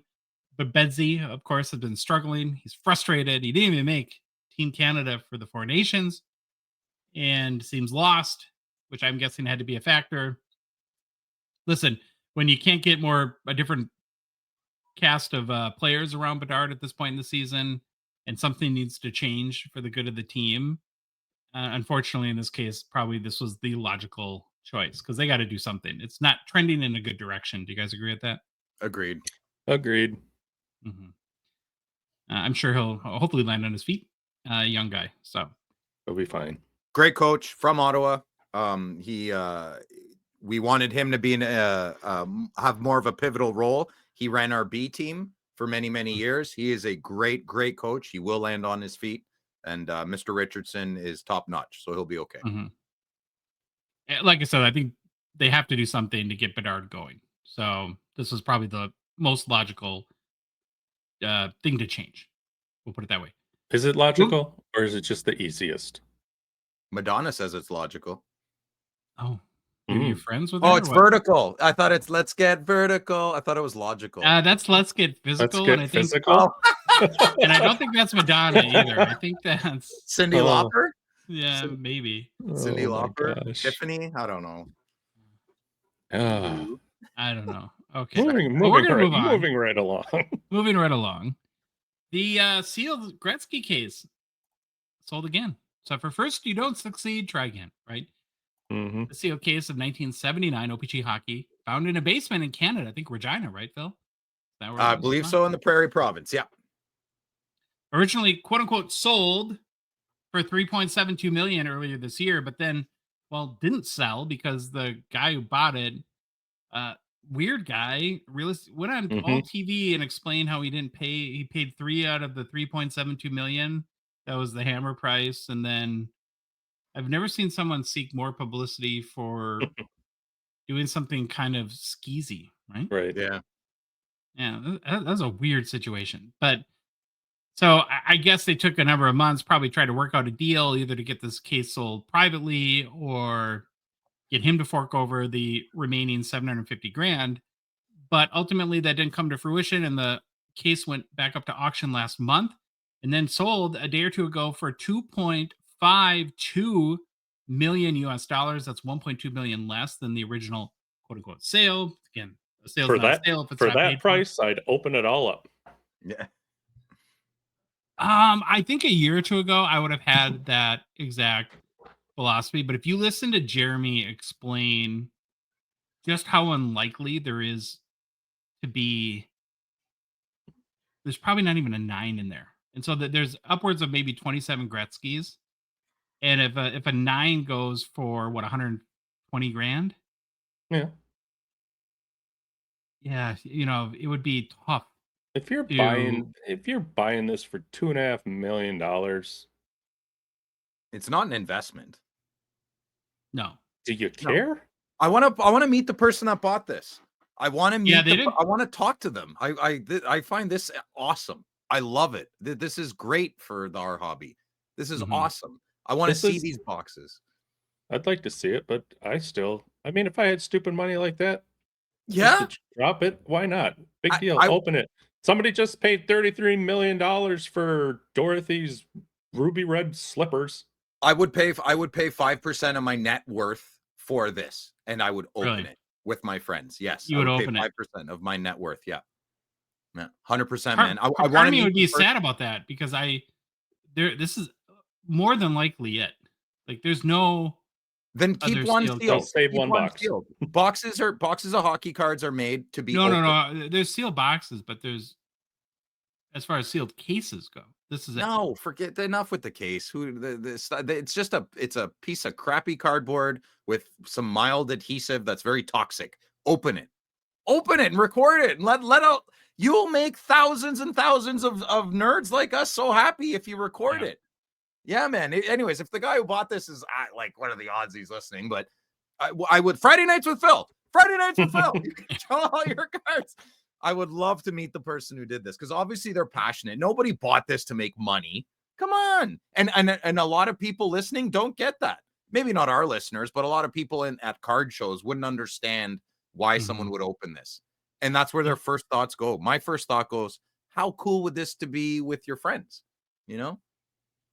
I think that I had read in this period between when it sold, I think was it early last February or something like that. And when it went back from auction, they shopped this to a lot of people, like Gretzky family. I think the Beebs was shopped this, and there were no takers. You got one in Ottawa. There's a check. Checks in the mail, Heritage. Checks in the mail. I get your point, though, because if I bought this, I wouldn't open it, but then it's a $2.5 million brown box. An Amazon box, right? Yeah. And it's pretty. Paperweight. It's not a fun collectible to own at that point. But I also know, and I really believe, when you look at like the analysis, like Jeremy would do, that there's 0% chance there's $2.5 million of cards in that case. Correct. Zero. Like it is a Yeah. losing money. You're probably losing at least $1 million. There was a post on Sports Card Nonsense, and there was hundreds of comments, and they were just ripping the buyer. And that made me sad because Really? I don't, okay, maybe scores of comments. Is scores tens? I don't know. It's upsetting. Why can't someone who's loaded, has FU money, play around a little bit? I like it. He's a cowboy, or she. What was the sentiment of like watch why? some smoke show buy this? What's that? Sorry. Like, so what was the sentiment of why? Well, it they was just think negative? he's an idiot because there's no tens in there. Well, what if the guy knows there's no tens in there and he really likes hockey and he did really well for himself? What if the guy's 85 years old and he has 2 years to live and he's like, I'm ripping the crap out of this? Like, there's so many circumstances. Don't always. That's such a weird take though, because you buy a tin of $1,000 the cup. There's overwhelming odds that there's not $1,000 for the cards in there. Yeah, Josh. No one's got macro views on Facebook comments. Come on, man. You're Yeah, right. go take a look. Sports Card Nonsense on Facebook. There's a huge thread on this. Huge thread. Is it just because it's so much money? It's a big deal. I mean, so what? Collect Yeah, how you want to collect. If this guy wants to drop 2.5 on a case of hockey cards, so what? That's Yeah. how he collects. I love If it. he I wants think to this rip is a them, so what? great story. I totally agree with you, Louis. I love this story. I think it's great. 2.5 milli. Awesome. That's awesome. Good, man. The fun Healthy is in hockey. ripping. The value is in the box remaining taped shut. I mean, that's the case. I mean, that's Money just the fact. sucks. Money just lets us do fun things that we want to do. That's why Right. I don't need 10 million. I'll take 4. 4 is fine. You know, I don't need 10. Mhm. All right, Lou, you got the next story. I do. Shesterkin gets paid. So out goes the captain, and the netminder gets his ass. The Rangers were busy bees on Friday with the trade of Captain Jacob Trouba, freeing up $8 million in cap space for the next year.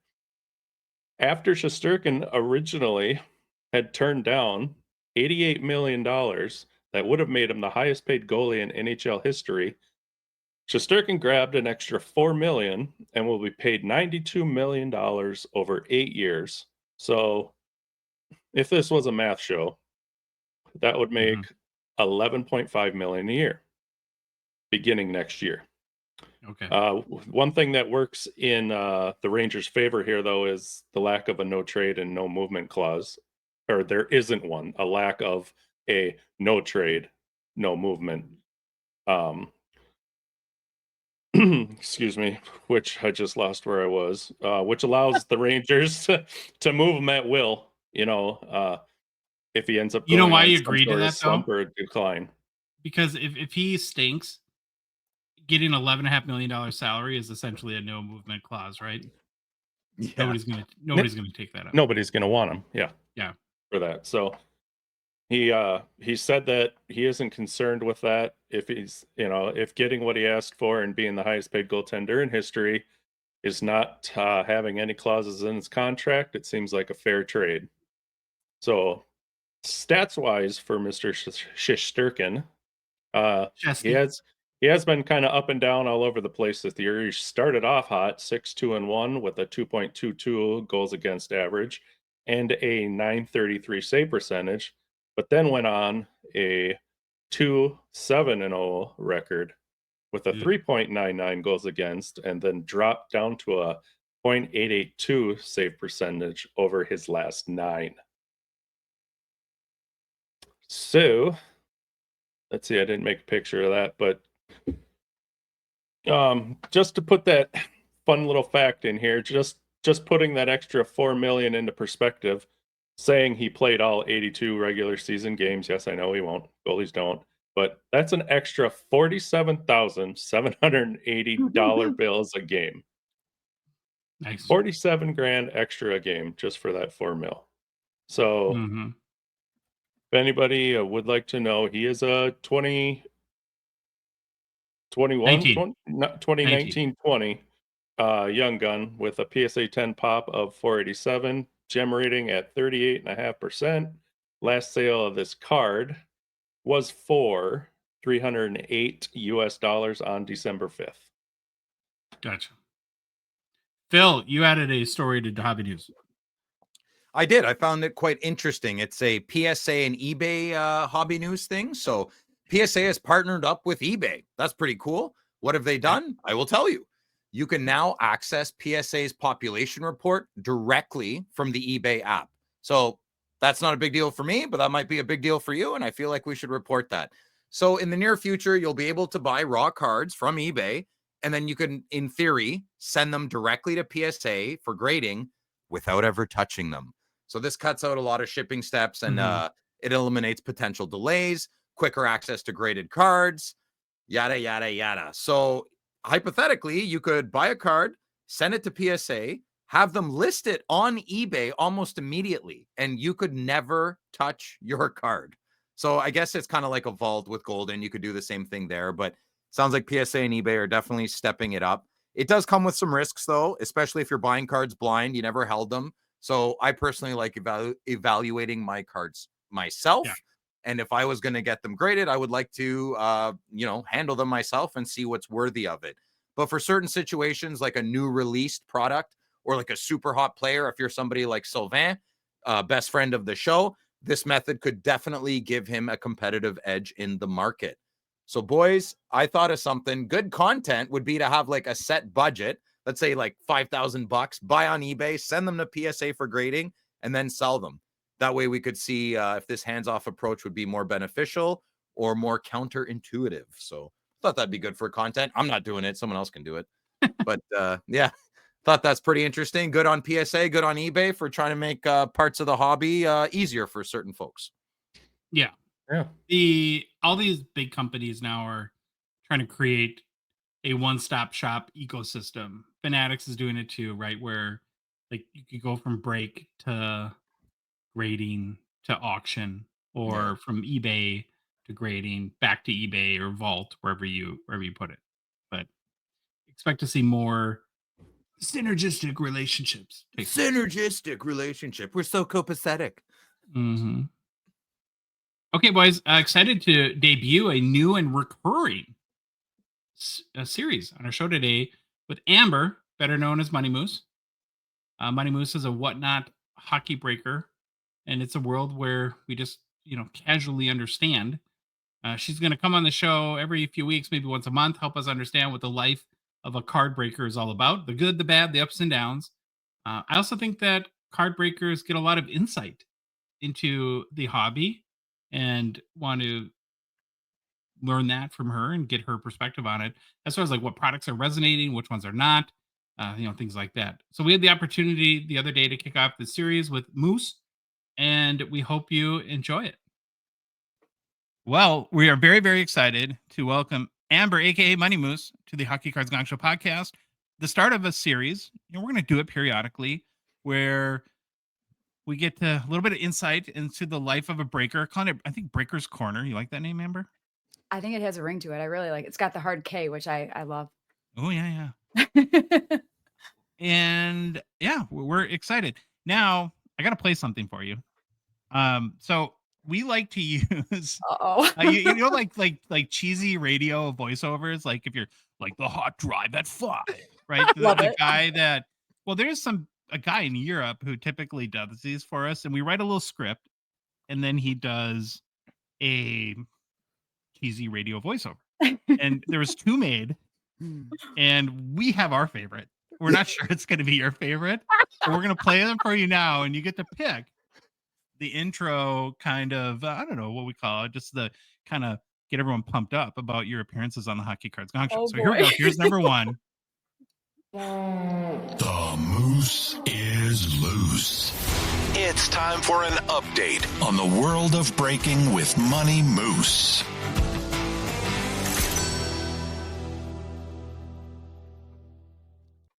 Okay, wait, no, that was number 1. Wait, I didn't hear anything.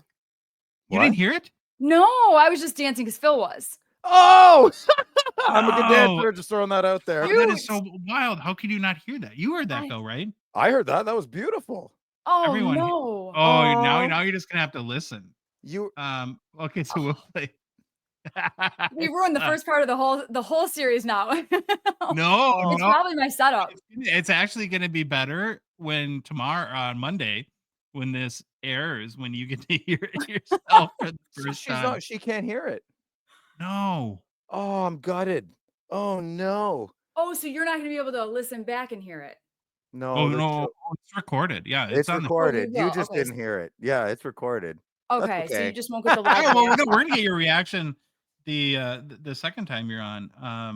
I'm sure I'll get a message from you. And Yeah. all I gotta say in our defense is I wrote the script, so the words are from me. The whatever else is there, Yeah. that's artistic freedom. Artistic Person freedom. I that am we- dying to hear this now. She I might can't not believe I even missed know. like She might not even know, Josh, right? She might not Oh, know. she'll know. Yeah. She'll know. Now, Phil, what was your reaction when you heard it last night for the first time? I literally jumped out of my chair and I had to walk and take a little break. I was laughing so hard. And then Josh said, maybe we shouldn't. I don't know. I think she might get upset. And I was like, no. I don't know her that well, but I got a good feeling. She So will. I did have love a it. second Really version scared. made. I did have a second version made that we can go Just with. in case. Yeah. Josh was pretty in nervous. So if you want to get mad at anyone, get mad at me. But it's not leaving. Put it that way. All right. Okay. Well, I can't wait now to get your reaction to that. But like I said, our kind of goal here is just to get the life and times, good, bad, ugly, ups and downs, left and rights of what it's like to be a breaker and what's going on in the card breaking world. And I mentioned before we started too, and to you previously, that you guys have such a crazy, unique vantage point into the hobby that I'm really looking forward to your insight as well. So I'm going to start this. It's in December, right? Holiday season, lots going on. Is this like a good month for breaking? Is December typically a slower month? Like, how does the calendar affect your world? That's a great question. Okay, so I will tell you, normally the calendar affects our world tremendously. And it's kind of a double-edged sword because I feel like at the end of the year, people like during Christmas time, they're spending money, they don't have money for breaks, but they're also out drinking, right? So whenever people start drinking, they're like, oh, let's hop in on a break. It just makes it so much more palatable. So typically holidays are really, really good. I think because we'll probably talk about this later, because it's a lot of the Bedard products. Bedard releases all the 23, 24 products. It's a Who? little bit different. Yeah, who? I've heard of him. Bernard? Yeah, Bernard. Okay. He's sort of changed the whole hobby and right, the excitement around it and everything. So I think right now people are more waiting on 24, 25 products to get released. So it's a little slower. Okay, well, let's jump to that because I do want to talk to it as long as we're there. Yeah. We felt that there's sort of Bedard fatigue. Mhm. Are you feeling that right now too? 100%. Yeah. There's Bedard fatigue, and then there's also just challenges with the price of the product and how often he's not coming out and how much of the product's not getting ripped because of the price. Yeah. When did the whole Bedardapalooza thing feel like the biggest or most insane to you over the last year? The hype around it was probably when Series 2 released, his Young Guns. Yeah. I would say that was because that was the first real appearance. Mm-hmm. It was pretty awesome. SP Game Use was pretty good too, and then it sort of just started diving down. Do you find that to some degree because the hype was so strong for so long before he ever got into the NHL that reality was always going to have a tough time matching what everyone's expectations were? I do. I think it's a combination of a lot of things. I think for one, we used to have a group of, and I brought this up last time I was on the show. We had I would say 50% collectors and 50% what I'm calling like flippers. People that just want to come in, Yeah. get a card and turn it over, sell it.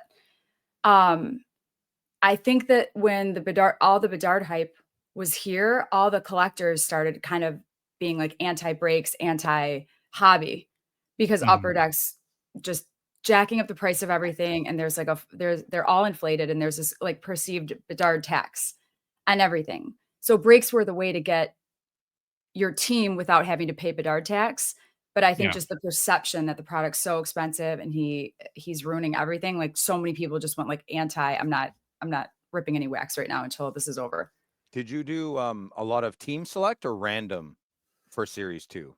Yeah. So how that's would you do that? I'm always like, if you put team select, like, would someone say, I'll give you $500 to tell me the moment you post that online, right? Because I'm going to pick in Chicago for that $39 price. well, team select became the only way to do it. So right now I'm on Whatnot, exclusively breaking on Whatnot, and we can't randomize Bedard to the break. So if I come up with a set price for a random, and I say like we're going to randomize Bedard, or if I say a set price for all the teams, and then say Bedard's getting randomized, everyone has a chance. They took that away. Oh, wow. So there were some legal reasons, but it became where it was all pick your team because people didn't want the Bedard tax and the randoms were so expensive. Yeah. Yeah, and that makes sense to me because there's a dance that is just fact, right? That regarding breaking, is it gambling, is it not? And Whatnot has to its advantage to use its money and lawyers to ensure that that breaking stays on the other side of gambling for as long as humanly possible, right? And so they're gonna look at sort of any thing that may push it toward closer to gambling and probably restrict that on their Yes. platform. But the kind of the bummer side of that is it really, I'm sure, hampers creativity, right? And how you do breaks. You said it perfectly. They took all the creativity out of it. I couldn't Mhm. have said it better. Yes. And sometimes the creativity is fun, right? I mean, it's like it's too bad that we live in a world where you have to be so legally careful at times. But I mean, obviously, laws are there to protect people too. So I'm not trying to be or disregard that. But yeah, I mean, sometimes like it was amazing over the last year to see all the different creative ways that people could make breaks fun or more enticing.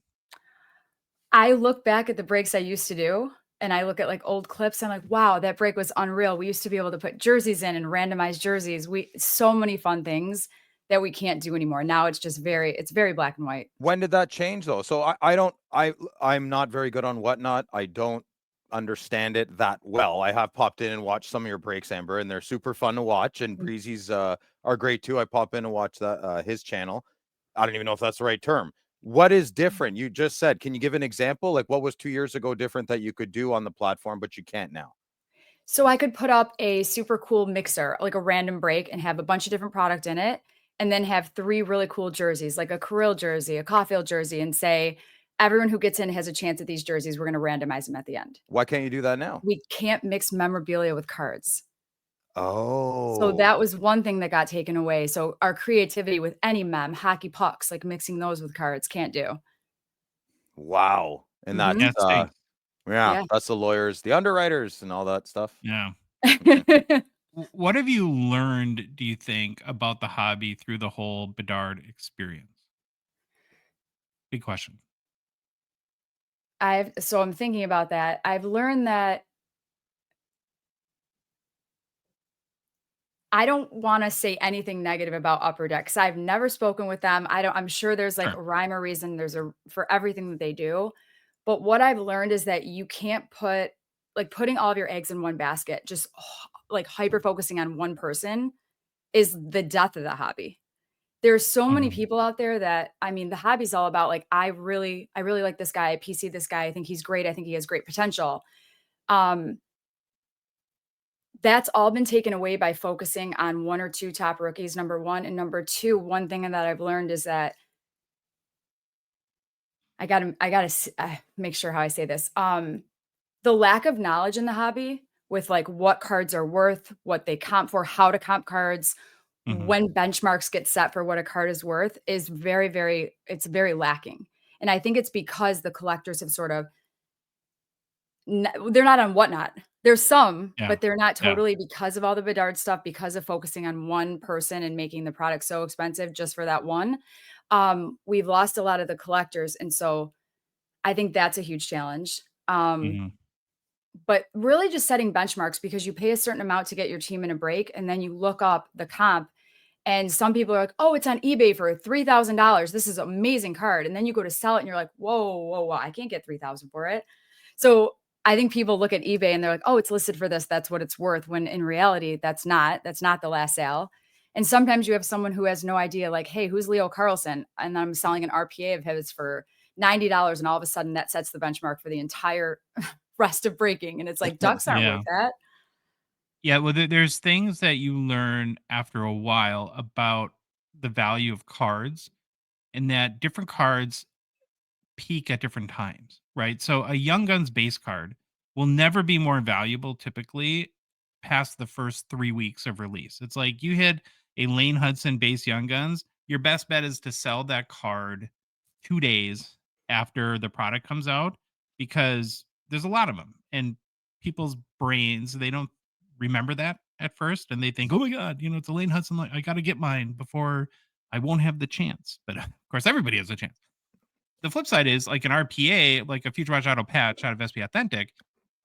That's like a wine that needs to, age after a few years sometimes. Yeah. And so you can't necessarily declare the value of a product like that the first few days after release, where other products are different, but it's very nuanced, right? It's not very straightforward, and it takes a Yes. lot of experience to understand that. And I can imagine that as a breaker, like, you actually see a fair amount of people that are pretty new into the hobby. Like this is sort of their first time with it. And so there's almost, I would, a little bit of a responsibility while you're trying to rip product and maintain your business and entertain everyone else in the room to try to educate people along the way too. Education's huge. Hmm.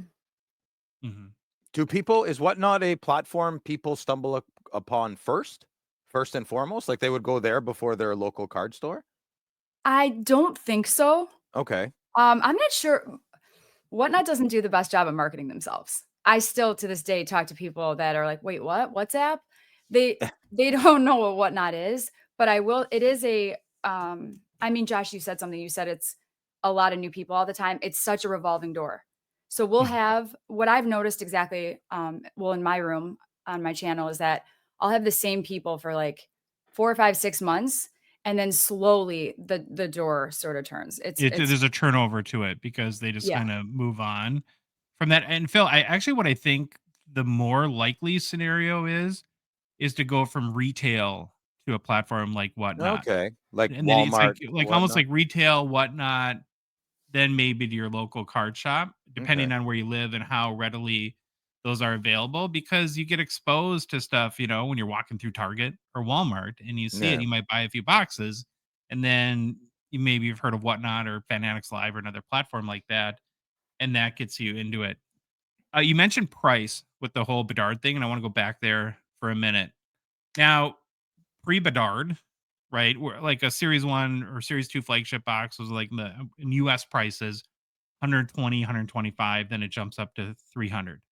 Do you think it would have been better off, like the net effect would have been better and everybody would have made more money if there would have been some sort of price control in there to, I'm not saying be the same price, but maybe $175 a box where you guys could have just rolled through case after case after case Oh, without a doubt. versus 300 where people are like, well, there's a Bedard in every 8 1/3 boxes. So that's $2,500 in boxes. Just that's just the math, right? Mhm. You can't that's what it is to hit a Yep. Yeah. Bedard. That's a lot of money to burn to hit, today, which is what a $250 card. The prices of his young gun right now are insane. Yes, Josh, 100%. I think also that set sort of planted a seed for everyone with the future of the hobby with that year. So if that's the Mhm. price of the flagship, I can't even imagine. This is what people used to say, like, I can't even imagine what Cup's going to be. I can't imagine what Premier's going to be. Right. So they were like, if that's this, I can't be in this hobby. I can't afford to like continuously get into breaks. I think it Yeah. just put us, yeah. I think you made an interesting point too about the hobby putting its eggs in the basket of, well, essentially what last year was an 18-year-old, right? In Connor Bedard. And he's not having a great year, and that isn't helping anyone in our space either. And as you were saying that, I was trying to think.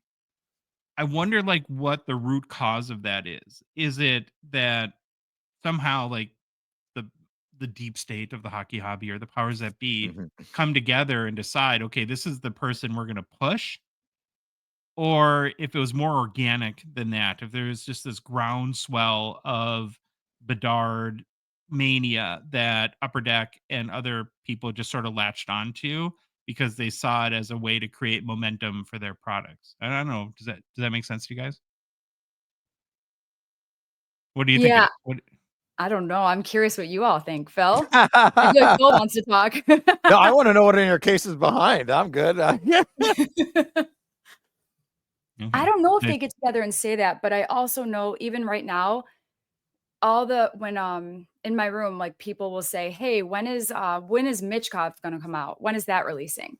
Like they Yeah. get their mind stuck on one person, then all the new people, that's all they hear is, "Oh, that's the only rookie I want." That's all that matters. They get Mhm. focused on that only, eh? They get focused on that because 'cause they're new, they love hockey, they've heard about collecting, but then the people that only care about one player kind of I don't wanna say, like, they influence the new people.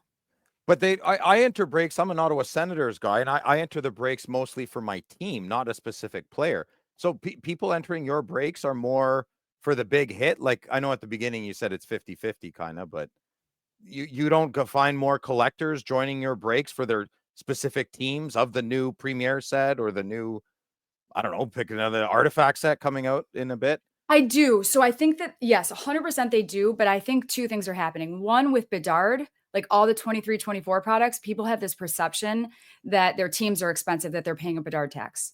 Even though Bedard has nothing to do with the team and Okay. it's sold Mm. separately, I They're think there's just gated. this perception that I'm not buying this product, it's too expensive, my team's a fortune. But if we put product on the table that's like 22, 23, 21, 22, 24, 25, yes. A lot of pick your teams and people love the pick your players too. So I've So been it's doing a lot that of pick your that Mhm. much of a people are that upset and that in a big enough number you can measure about this Bedard tax. Oh, yeah. Oh, it's very, very, very it's palpable. It's Wow. bad, yeah. I didn't Mhm. no, Like, that's I won't interesting. touch any more 23, 24 product. I have ingrained here, but I won't touch, like, SP Game Used, I won't because the Wow. teams have to be so much more expensive since nobody wants Bedard. So, their perception turned into a reality because it used Yeah. to be, if you wanna pay the premium for Bedard, do it, but your team's not affected. Now it's like, no one's gonna pay the premium. So, if you wanna rip it, we've gotta increase the price of the teams. And you're gonna be the first to know. You're on the front lines, you know? So you feel that. You can measure that in your monthly budget. You Oh, 100%, and I think if Bedard came out more than he does, it might be a little bit different of a story, but SPX, I'll bring up that product, was like the downfall of all of humanity when it comes to the hobby because it was so expensive and I rip so much on release day, like What Mhm. was cases it, and a box? cases. What was it, a box? Do you remember? SP when it came out, what was it? It was oh, now you're putting me on the spot. Now I'm not gonna No, Like be able 2 just to an something approximate. maybe? Like Approximate. 2 does that sound like high 100s, high low 200s? But it's a one of those, like, 1 pack, like, 5 card 'cause boxes, it's like right? a ni yeah, I think it was 180 is, for 180? SPX. Well, that's what I paid. I do remember 180, and now they're selling people can't move it for 120. I But thought Black Diamond was a bigger not best gesture. Like the sticker autos, it was 4.99 a box Canadian up here.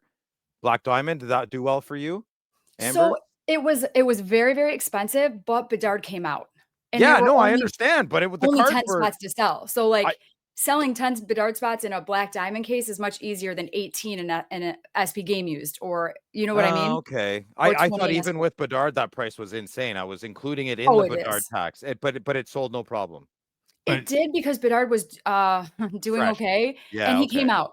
Like, we All had right. exquisites regularly, maybe not, like, autographs, but Oh yeah, he came out. that's He true. didn't come it out was an until early product too, Phil. The early Yeah. products yeah. did better, and I think, like, that's even, like, why Trilogy did so well this year because it was a little bit earlier, and then it was the later stuff in, getting into July, August, September, where I feel like the fatigue started to set in, and then now it's really in, and the reality, though, is when you think about the release calendar, it's not gonna be till Series 2 comes out, where probably this is over. for you, because then we'll have, and the pricing right now is not back to what it was, but it's way, I mean, it's very close Mhm. to like I'm 135, 140 US, something like that. I think I saw Very for reasonable. Series 2. And then you'll have Yeah. either Celebrini or Michkov. I'm assuming one of those two will go to extended. No, do you like that?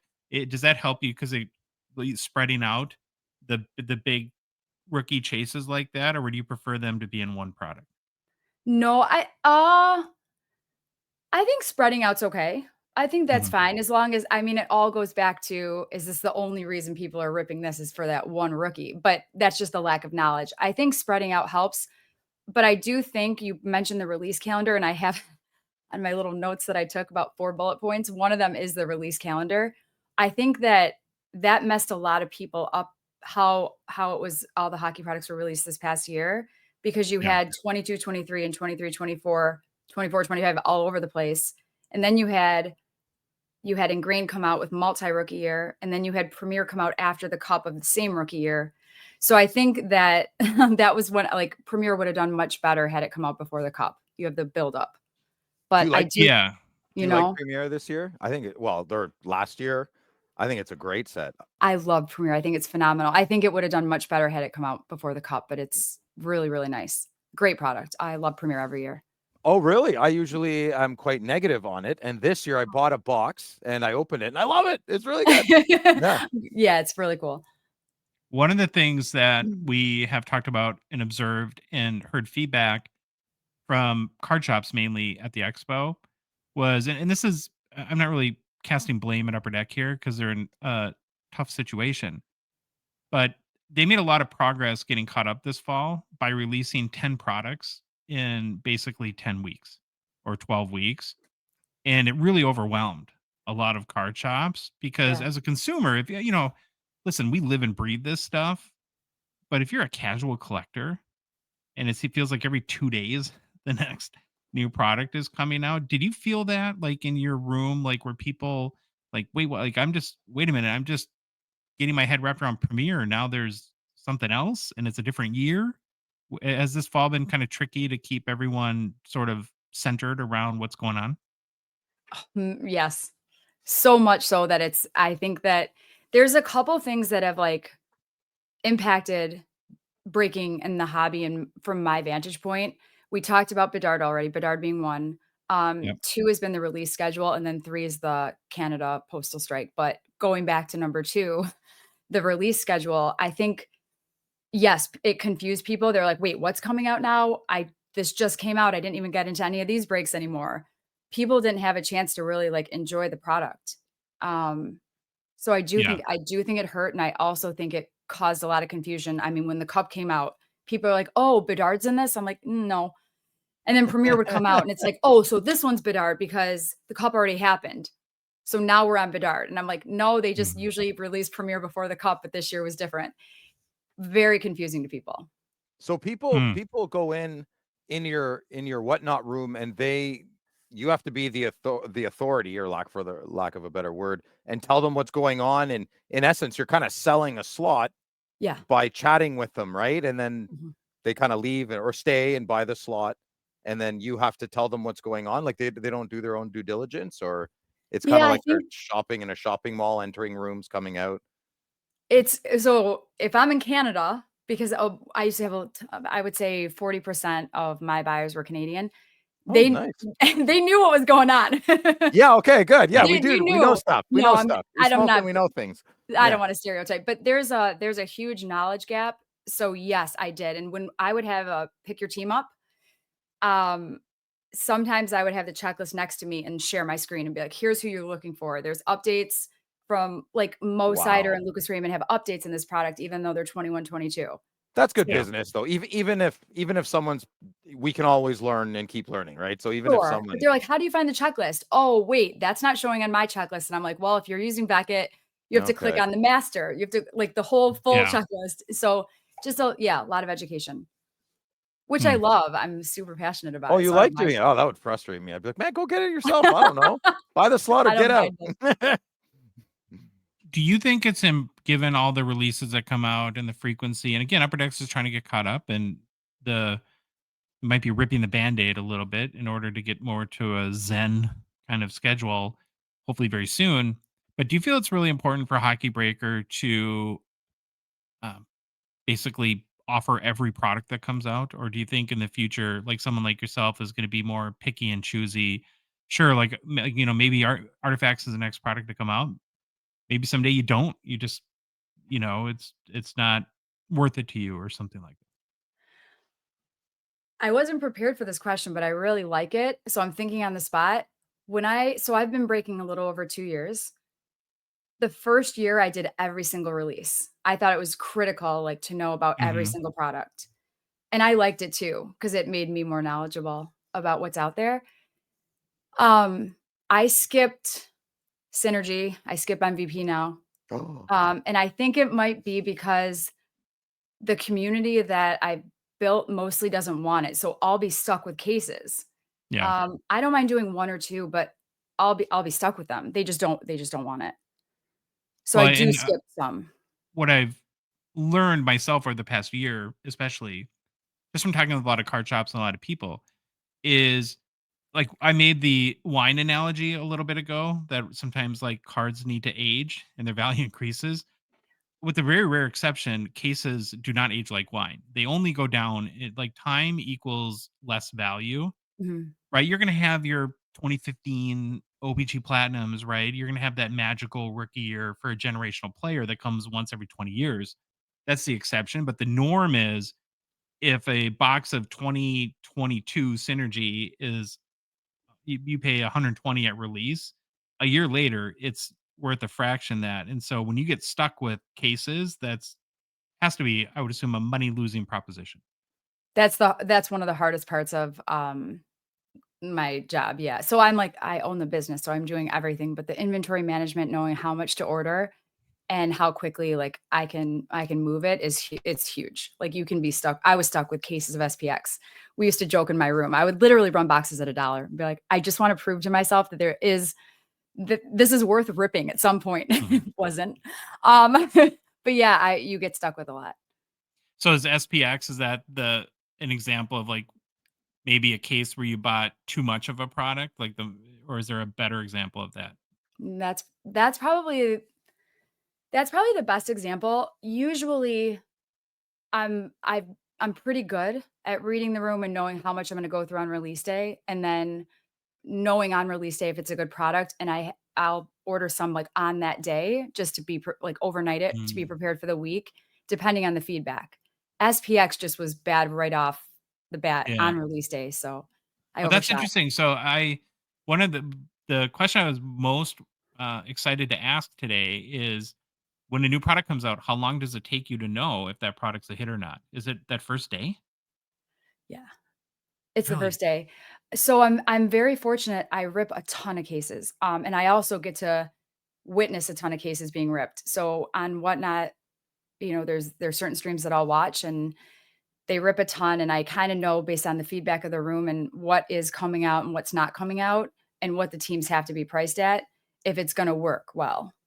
Hmm. And I look at different things. Like, sometimes I'll look at the price of the teams, and compare that to the reaction of the people. Sometimes I'll look at it as a product and just say, like, this would have been great, but the QC is horrible. No one's going to want to rip this anymore. So, like, O-Pee-Chee Wow. Platinum, like 22, 23. Yeah. I lied. 21, 22 Yeah.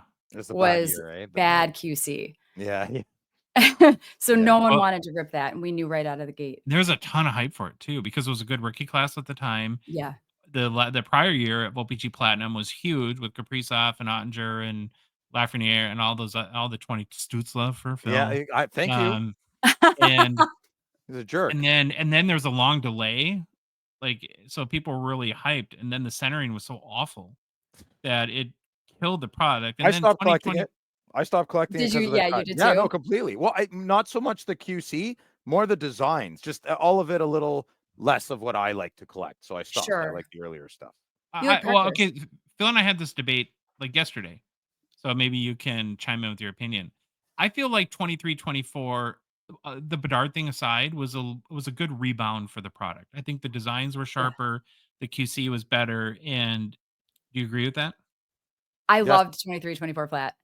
And so did my community. They always ask to rip it. It's just Okay. the Bedard spots are hard to sell. That's Okay. all. Okay. So the guest agrees with you. Big deal. Uh-oh. Whatever. Uh-oh. Did I make an enemy? No, I personally I like the earlier stuff, and I like I think Allure is the set of the year myself. That's Best right? release of the year. I am Thank with you, you. Amber. I 23, agree. 24 Allure. Love it. How have people reacted to that? I kind of feel like people still aren't 100% on board, like in mass with the lure, and They're I feel not. like they should be. Like there should be more excitement for it, and there just isn't. Part of it, I believe, I wish that Upper Deck, and this might be a bad financial decision for them. I wish they would stop the retail part of Allure. I think that would help Oh, yeah. because I think people associate retail with low end, right? And then it Yeah. gets to hobby but the cards are like ridiculous. The base cards are too nice in Allure. Well, they need to get rid of they need to get rid of like 3 like Orange Slice. Like get out of here. Or keep Orange Slice. I like Orange Slice. Get rid of I don't know, pick anyone. The base card. Make it no base card product. That'd be cool. Way too many inserts and base cards. I Yeah. agree. But I think it was the first Bedard product where Bedard came out enough to justify like buying him and buying the Bedard spots, at least for breaking on whatnot. How were the They breaks? loved it. How were the breaks? Yeah, these are the kind of questions I want to ask. How were the breaks for Lure? Did they sell out quick or no? Yeah. I Yeah, think yeah. Bedard was like 40, I don't remember, like 45 a box. So you get a chance at Bedard for 45. And for the first, Josh, this goes back to your earlier point. If you flip Bedards right when a product's released, you get good money for it. So it was Yeah. kind of a no-brainer. Now you look at those cards and they're, I don't know, maybe $5. I haven't looked. I'm but making something Yeah. up, but Yeah, I mean, there was no $5 Bedard cards in March, April, and May, and now there's a ton of them. Yeah. Right. But And, Amber, and it was always going to happen. You can't.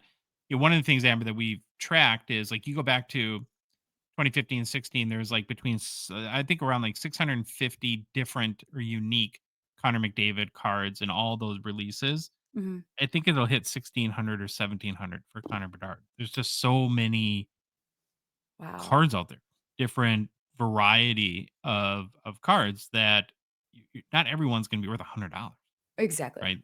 That just doesn't make sense. Right now, what are the products that your community or room is really into? Like, is there something that what's the easiest break to sell right now? Well, if we talked 2 weeks ago, it'd be a little different. Um, I'm going to answer your question, but go around it a little bit. The Okay. best release, I would say there's 2. It was Flagship, 24-25 Series 1, everyone loved. Yeah. Which Really? is shocking. Yes, they loved that. That blew my mind too. I still get asked about that all the time. interesting. Great like mixer product. I don't rip a ton of Flagship in my room, but it's nice to throw in to make sure everyone like has a chance at getting cards. The cup. Yeah. The cup was Upper Deck did an absolutely outstanding job with the cup. What a and I year, know it's eh? the highest end product, but it blows the past 2 years out of the water. Yeah, it was amazing. Phenomenal. Phenomenal. Phenomenal. The cards were clean. The design was beautiful. Lots of different. Yeah, it was. And no Bedard. And look how great And it no was. right? Bedard. And no Bedard. I actually do have a theory that there was a Bedard impact in a positive way on the cup, though. That for the longest time, the cup was really hard because in the hockey, right, we're not used to spending $1,000 on a box. Mhm. But the Bedard prices were so ridiculous that I think that it helped kind of bridge that mental gap Yeah. between cup prices and hockey collectors, where it conditioned us to be used to maybe more expensive boxes. So I don't know, it's just a theory, but I think that too. I'm very passionate about this. You can tell I'm like, "Duh, duh, duh, duh." I think with the cup, it came out at a better price than previous years, better than 21-22, yeah, better than 2021. And I don't think I got many boxes where there wasn't at least one great hit. There might not have been like the case hit in a box, right? So if I get a master case, 6 hmm boxes, 6 tins. Um, in 21-22, I felt like you would have 2 like case hits, so to speak. yeah. 22-23, you can have multiple great hits. Like there's just not a lot of bad boxes. Okay, so I have a follow-up question to that. So I've heard theories and kind of feel it myself, to be honest, with the boxes I've opened, that one way that maybe Upper Deck has handled the demand, that there's more collectors and there's more demand to buy boxes, is that boxes are a little watered down. these days that they're just not even a Bedard card, but just a really good card. Mhm. Do you feel that way, that there's like not enough like, and I'm not even, I don't want to get too wrapped up in the monetary value, but Yeah. like a really great player patch auto or something like that, where you can be like, oh my gosh, this is amazing, versus like I've opened up a number of boxes and it just feels like there's nothing in it. Well, I don't know. You open more than I do. So what do you think? I agree. There's so many times I do a lot of case breaks, and I Yeah. don't like doing breaks that only have 1 or 2 boxes from a case because, to your point, I mean, even SPA, you can get a skunk box. You can get, and I'm like, "Damn, that would be a terrible Percy box." I feel really bad that, like, these get put out, that you would pay this much on a box and just get nothing. Pause. Yeah. Pause. Percy box. That's personal box. Sorry. That's like the Personal fifth box. word. Okay, yeah, no, I have other ones, but I've forgotten. I'm gonna yell pause when Okay, you can use yell pause. That's Yeah, I okay. like that. Percy box is a personal. Okay, got it. Keep going. Yes. Like, if someone goes to the LCS, their local card shop, and they get, an individual box and they pay a good money for it, they should be guaranteed. I mean, I hate using the word guarantee, but they should get something in there. And I've heard so many stories where they're like, I got nothing. So, like, no auto, like Upper Deck just didn't put it in there. And luckily Upper Deck's been great if they have like the barcode and they write them or call them. Mhm. They've been pretty good about it. But if it's outside of a year, lately the feedback is they won't do anything. Do you Yeah. find Okay. Oh, go ahead, Phil. do you find if someone hits a sticker auto or a low print insert, a low numbered insert, what would they prefer? I feel like you're the perfect person to ask, right? So a sticker auto and a lure of Connor Bedard, or Okay. 3 out of 10, a Connor Bedard. What on average would you be happier as a breaker to get the guarantee of the sticker auto, or would you be happier as a breaker to get the out of 10s and the emeralds and a And when you golden say out of feather? 10s, oh, right, like no auto. I would rather have the auto even if it's sticker, Really? because that's the Wow. feedback from the group. Yeah, no, That's what every that's card what I shop want says to too. know. Yeah, Like that's what I when want Phil to and know. I buy a lure, like we were having fun, just being bros at the expo, and we were praying for no autos because they Yeah. have doubloons or 16-bit, and if Oh, you right. get an auto, you don't get one of those cards. And most of the sticker autos in a lure are, like like nobody Stickery. They're exciting, stickery. or People nobody think exciting. Yeah. they're always gonna say something. So last night I pulled a quad diamond out of black diamond, Wayne Gretzky, 5 out of 5. No Ooh. auto. It was a Yeah. beautiful card. The quality was great. I actually have it here. Um, just did it last night. Instantly, people are like, "Oh, that'd be so much better with ink on it." Really? Now, if there was ink and it was a sticker auto, they would have said, "Oh man, wish that wasn't a sticker." So they're always gonna say something. Okay, there Yeah. you go. Yeah. Can't please Good. everyone. Yeah. You can't please everyone. Here's another question I've always wanted to ask. What do you do with your base cards? You must have so much base cards. And you can't say I I give it away to kids, because at some point the hospital is going to be like, stop. You Yeah, we don't can't want bring it. 180,000 base cards a day to us. So with my base cards, 2 things. I have boxes of them. This is real. My son plays hockey, and a kid on his team's dad like does vending machines all over and Yeah. creates like packs. So I Oh. would give a bunch of base to him, but I keep it to for me personally to protect cards when I ship them out. That's Yeah. one purpose. Like, I always will throw just like a chunk in on the front and back. And then the second thing is I do a lot of pick your players now. So sometimes there's 250, 300 players, and it doesn't make sense to give everyone a pack if they skunk. So when I do a pick your player and they're getting players for, $2, $3, $4, $5, I just say, if your player doesn't hit, I'm just going to throw in a stack of base. You can do pick a player on a break? Yeah, I do a lot of those now. Whoa, I haven't seen that. Well, I have. Gotta come over. Gotta come Yeah, over. I don't Check know. it out, Whatnot. Phil. I'll let you Yeah, kids have whatnot. fun. God forbid a Canadian goes on whatnot. Get out of here. Get out of here. Okay, listen. Well, Whatnot hasn't been like, I'm not saying they're a bad. I mean, obviously they're very successful. I have nothing against them, so I have no. I don't But even get it. from what I feel like, though, they haven't, like many American-based companies, they haven't put maybe as much energy into Canada, and it's probably because most baseball, it's not a Canada isn't as big of a deal for a baseball or basketball breaker, but it's a huge deal for a hockey breaker, and we're the teeny tiny part of the hobby. So I'm guessing, am I on point with this that it hasn't probably got the attention you would have hoped it would have? Oh, absolutely. Listen, I break on Whatnot. I couldn't do it without Whatnot because there's so many people constantly like coming in, going. It's like a revolving door also for me. But I don't even, I don't even have a like set contact there. They don't focus on hockey much at all. And so the Canada thing, I mean, I'm on 5, 6 nights a week ripping a ton. You break that much? Oh, 5, I'm 6 nights a week? yeah, nonstop. Holy crap! That Moose, that's Like crazy. like 4 years ago, if I would have like gone into like my hot tub time machine and that you had a bar and said, 4 years from now, you're going to be breaking hockey cards 6 nights a week on an app. Would you have thought that that person was crazy? Oh, yes. It's funny too because when I work, I don't like I get in the zone. I don't like when I Mhm. was in healthcare, you guys all know this, but I don't like talking during work. I'm like, I just want to get my stuff done. I like putting on headphones and just working. So everyone's like, this goes against everything that you like. You don't like talking when you're working. You don't like being on camera. You don't Like and money I'm like, yeah, talks. but somehow I love it. That's good. Amazing.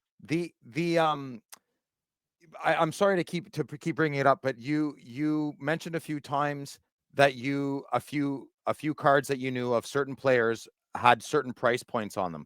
How do you as a breaker know what individual cards are selling for? Are people not filling in the breaks and you get some leftovers and you post them on eBay? Or does Amber have a PC that she trades secretly at night? Like No, okay, so I buy a ton of cards. I'm constantly buying because I have individual my own cards? repack. Yeah. So Oh, Scorpion is my repack. so much I I'm learning about you. I didn't even know. Oh, Phil, follow my Instagram now. Maybe Um, there's more to Amber than we thought. No, there's less. There's so less. yeah, I'm buying nonstop. Like at the expo and I'm going to all the card shows, but when I was in Toronto, bought tons of cards, For your thousands and repack. thousands. Yes, yes, So and you don't have a PC. I do, but it's not Ooh. as it's more cards that like all have a story behind them, or that that were Mhm. gifted to me, Like or like Saved by Moose the cards. Bell, something like Zach Morris. No. Yeah, yeah. I'm a Kelly Kapowski kind of guy myself. So Well, Oh yeah, I think I use Card Ladder though to comp. oh, they So I won't give pay. me Card Ladder. I'm on the Gong Show podcast. I'm paying the monthly subscription every month, and they won't let me use Card Ladder. Bill, you have to earn it. Yeah. Oh, I was gonna say, When you wait, are earn you it, against it? Because I know it's like a no. I don't even know how to use it. I don't even know how to go on Whatnot, Amber. I get I think in a excited. lot of cases, and what I found maybe to the annoyance of some breakers is that you don't even have to comp. The chat will let you know right away what and they that don't card. know. They let you know, but they think they know, and they don't always know. Oh, the Yeah. Dunning-Kruger effect. It's powerful right now. They do Mm-hmm. comp, but a lot of times I'm like, guys, no comping, especially when we do like repacks, because there's certain people that have PC cards and they don't care what it's worth. And they're like, Mm-hmm. oh my gosh, that's an amazing card. And then you have someone in the chat being like, sweet, $40 card. And it's like, why you got to burst their So bubble? They're different, right? excited. Yeah, you should kick that person out. I know that's bad for business, but they're a bully. No, I asked them, I'm like, please don't comp. So Mm-hmm. okay, what are you saying right now? Don't check the price? No, okay, so she'll hit a Wyatt Johnston clear cut young Okay. guns, let's say, and the chat will just like blow up with, oh, that's worth Oh, $210. they'll tell, so please don't say the price of the card of the comp of that said card. Well, a Oh, lot of times too, they don't really some people know what they're doing, but not everyone does. So they might look and say, "Oh, that card sold for $70 last." And there who haven't been sales in 4 years. Okay, that means nothing. Can you go buy it for that right now? Let me know how that works out for you. You I hate know, how the conversation even goes that I way. do too. Do you Because ignore it or do you just say, "Be quiet, little kids"? no, I mean, I think it's important. Part of what I do, I think educating is important. So I try to say, you guys, comps are only as good as like what you put behind them. You have to, there's a lot of like nuances with Yeah, but comps. you're a mom though. They're probably like, "Okay, mom." You're like, Oh, they "Guys, don't you they think get I it. don't know what I'm talking about. You I'm get like, out I've what only you been put doing this for in." 2.5 years, but Yeah, but I'm you're a a girl, so hockey I don't know anything. you're a hockey mom though, and you're a big breaker who does breaks 5-6 days a week. That's insane. I can't believe you do it that much. Hockey, eh? Mm-hmm. Hockey only, 5-6 nights a week. Hockey, I've done a few Marvel breaks lately. Yeah, I Cheating on saw us. that. I saw that. Dude, the What got you into artwork's Marvel? crazy. I tried ripping it and not tried, I ripped it. Shout out to Mint Ink, you have their sweatshirt on. I ripped it and Johnny, I was in yeah. Canada Big And the minting, guys. artwork is Yeah. absolutely outstanding. Like really just cool, just really cool stuff. And it's fun for a change to give them, hockey's always going to be my main thing, but everyone Sure. in the room like wanted to try it out too. So it's been You gotta fun. keep it fresh, right? Try new Yeah. stuff. And part of it too, like you said, I think for reasons that I'm sure there's good reasons for, the creativity has been stunted a little bit. And so, try new stuff, right? I mean, we try new stuff on our show all the time too. Well, I think this was a good start. One of Breaker's Corner. Got some insight. We all heard, everyone in the world right now has heard your intro, but you, which is kind Yeah. of funny in its own way. So thousands of people have an opinion on it. And then I'm sure on Monday morning, we'll hear from you. Oh my See gosh, what you think. I'm so excited. Thank you. Thank you It's for the not like opportunity. I'll ask my offensive. questions next time. I'll ask. Oh, my you questions. have more questions? No. We're gonna. I want Amber to come back, right? So that's okay. We'll go. That's the point I of asked this, a few right? of them. Yeah. So this is reoccurring constantly. Yes. And you're gonna come back? This is okay for you? This was an absolute honor for me. I'm beyond honored. Okay. Thank you so much for having me. All right, Where are you well, hey. located, Amber? Because I'm in Detroit. Oh, is that what? Well- That's what people from Detroit sound like. Do I sound different to you? I don't know, eh? Occasionally you go into like I do. like I strange do. brew hoser mode from Canada. You do. It happens. Sometimes when I'm hooting and hollering, yeah, I get a little hosiery. I've said A my whole life and I don't know where it came from. I get made fun of all the time. They're like, "Are you from Really? Canada?" I'm like, "No." You're close to the So- border, Detroit, Windsor. kinda? Yeah, I'm like Yeah. 30 minutes from the border. Oh wow. Yeah. Good. We should My- smuggle cards to each other. I could smuggle you allocation. Can Sir, we? what do you have Wait, in the truck? can we Hockey talk? cards. Yeah, we'll figure something out. I spent summers in Toledo, Amber. My parents were divorced, so when I was growing up, and all my friends in Ohio would make fun because I'm, Minnesota. You sound Bag, normal to me. the Nope. way we say bag, and Fargo. constantly made fun of. You Nah, sound I normal do. to me. I think All we're right, all thanks. stronger people because of it, so we're good. I'm damaged, but I'm glad you guys are strong. All right. All right. Well, there we go. Episode 1, Breaker's Corner in the books. Amber, Thank you. you're a very pleasure. much. Thank you so much. Phil, you're here. I'm and on it. we'll see you again sometime soon. Sounds good. Thank you both. Okay, bye. Okay, we're back. I'm really excited about this. I thought that was great.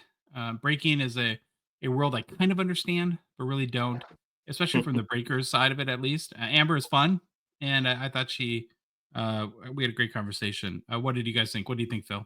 You enjoy yourself?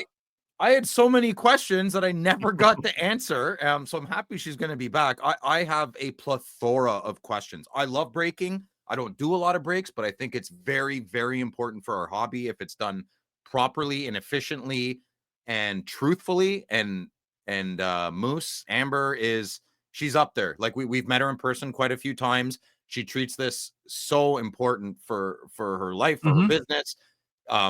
She's fantastic. So I very much value her opinion. I have so much more information I would like to get from her. So I'm looking forward to the next one. Yeah. You can say what you want about breakers, but the one common thread I found between every successful one and Moose and Amber would be definitely in this vein. They work hard. Oh yeah. It is not a job that's easy, right? It's a grind every single day. Yep. My LCS out of the box, they do breaks every single day of the week. They own a store. There's 2 owners. They have a massive amount of staff. They are swamped just getting ready for breaks all the time. Every time I want to talk to Dan or Jimmy, there are boxes around, and they're an incredibly successful business. They don't stop moving just from envelopes, right? Just to mail stuff. Ugh, crazy. I was blown away how you did I think you had asked her a question halfway into it, something about Bedard fatigue.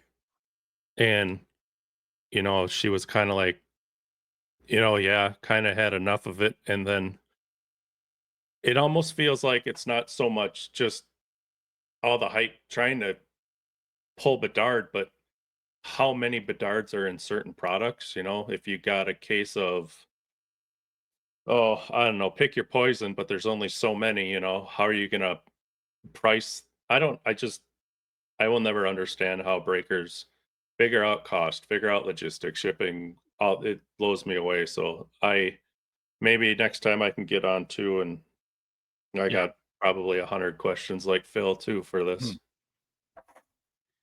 If we ever have the opportunity, and I would love this opportunity to talk to Jason, the president of Upper Deck, I'd really love to understand like why they're keeping breakers at arm's length. Isn't it crazy that someone like Amber, who sells a lot of product, has no relationship with Upper Deck, or really none of the breakers really do? I just want to understand why. I think there's a lot of like grandfathered in policies and procedures that need a reckoning or a readjustment or a big whiteboard to say we need to adjust this, you know. Yeah. All right, well, good thing for all of us that Amber's willing to come back. I'll be really fascinated to also to hear, I suppose today when everyone's hearing this, her feedback on the Sounder bill. Oh yeah, she didn't hear the intro. Yeah. No. Josh, so for the record, Josh is like really nervous. It's like, do you think it's gonna like offend her? It's hilarious. It's not gonna offend. She's good. She's good people, man. She's the same tribe as us. The moose is loose. It's funny, man. It's great. Yeah. She's good. She's good. All right. Or she won't be. Or she won't be. Moving on, All right. Clark. Yeah. Got to make a quick mention for Gongshow partner sponsor Fanatics Collect. We're very appreciative for their support of our show. The December Fanatics Collect Premier Auction is now live. This is a big one. There are 5 hockey cards available in this month's premiere.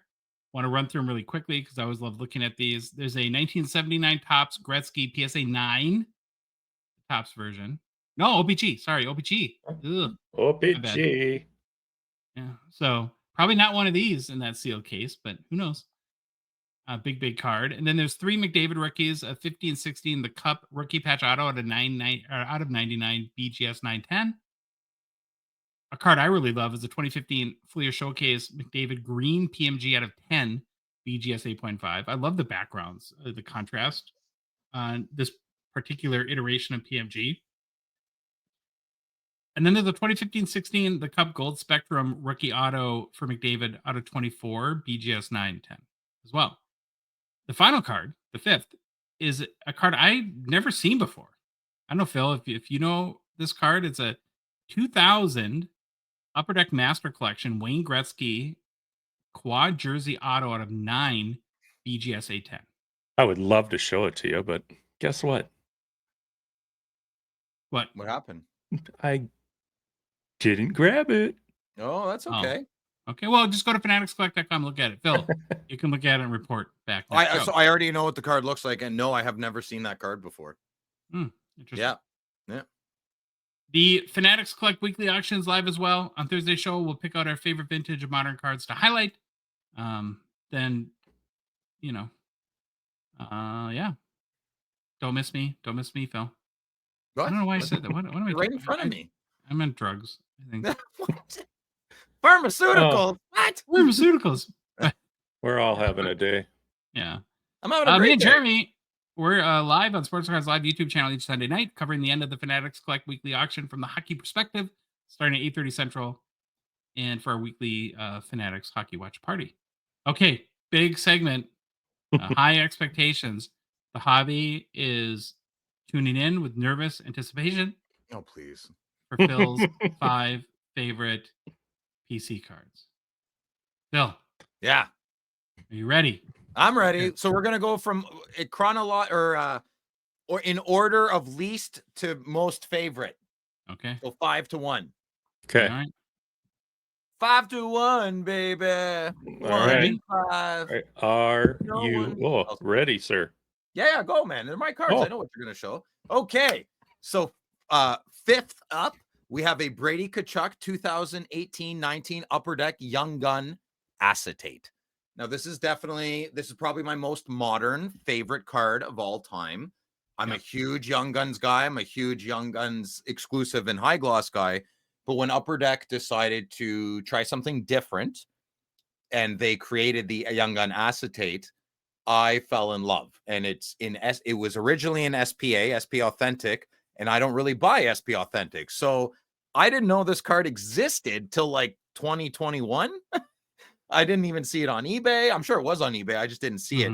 And I saw this at a card show in Montreal. It was post COVID. And it was the first show. I just ripped out of work. I asked my boss. He said it was cool. And I went to, I'm my own boss. That's why, if no one knows. And I went to Montreal, and I was on the hunt for another card that's on this list. And I didn't find it, but I found this card, and the guy wanted $2,500 for it. 2,500 Canadian. And I said, you're crazy. So I didn't buy it, but I was introduced to acetates, and I've fallen in love ever since. So I have 13 now. I might have 14. I'm not sure. I've never paid over $1,000 for one, but I have paid $1,000 for one, and I've paid as low as $310 for one as well.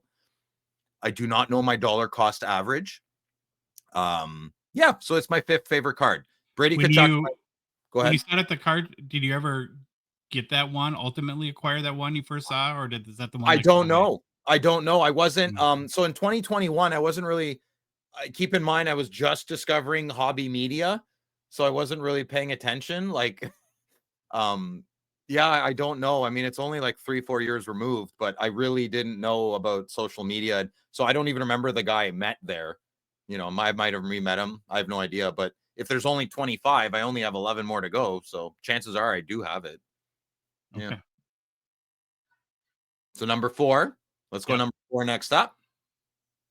Oh, okay. Yeah. So this is my, oh man, this is definitely my top 5. So what you're looking at, good listener, is a 2002-2003 Upper Deck Young Gun exclusive of Jason Spezza. And it's numbered 69 out of 75, which is kind of cool. So I love this design. This is my favorite Young Gun design of all time. And what's funny about this design is I usually make fun of cards that are silhouetted on themselves. So if you have a picture of a player and there's the silhouette behind the player of the same picture, I find it usually looks cheesy, but this looks really good. The 2002-03 Upper Deck Young Gun design. I have quite a few exclusives, and they're only out of 75. I don't even think high glosses existed back then. I didn't really do a lot of research on this. I did know the information at one point, but I forgot. I don't think they did.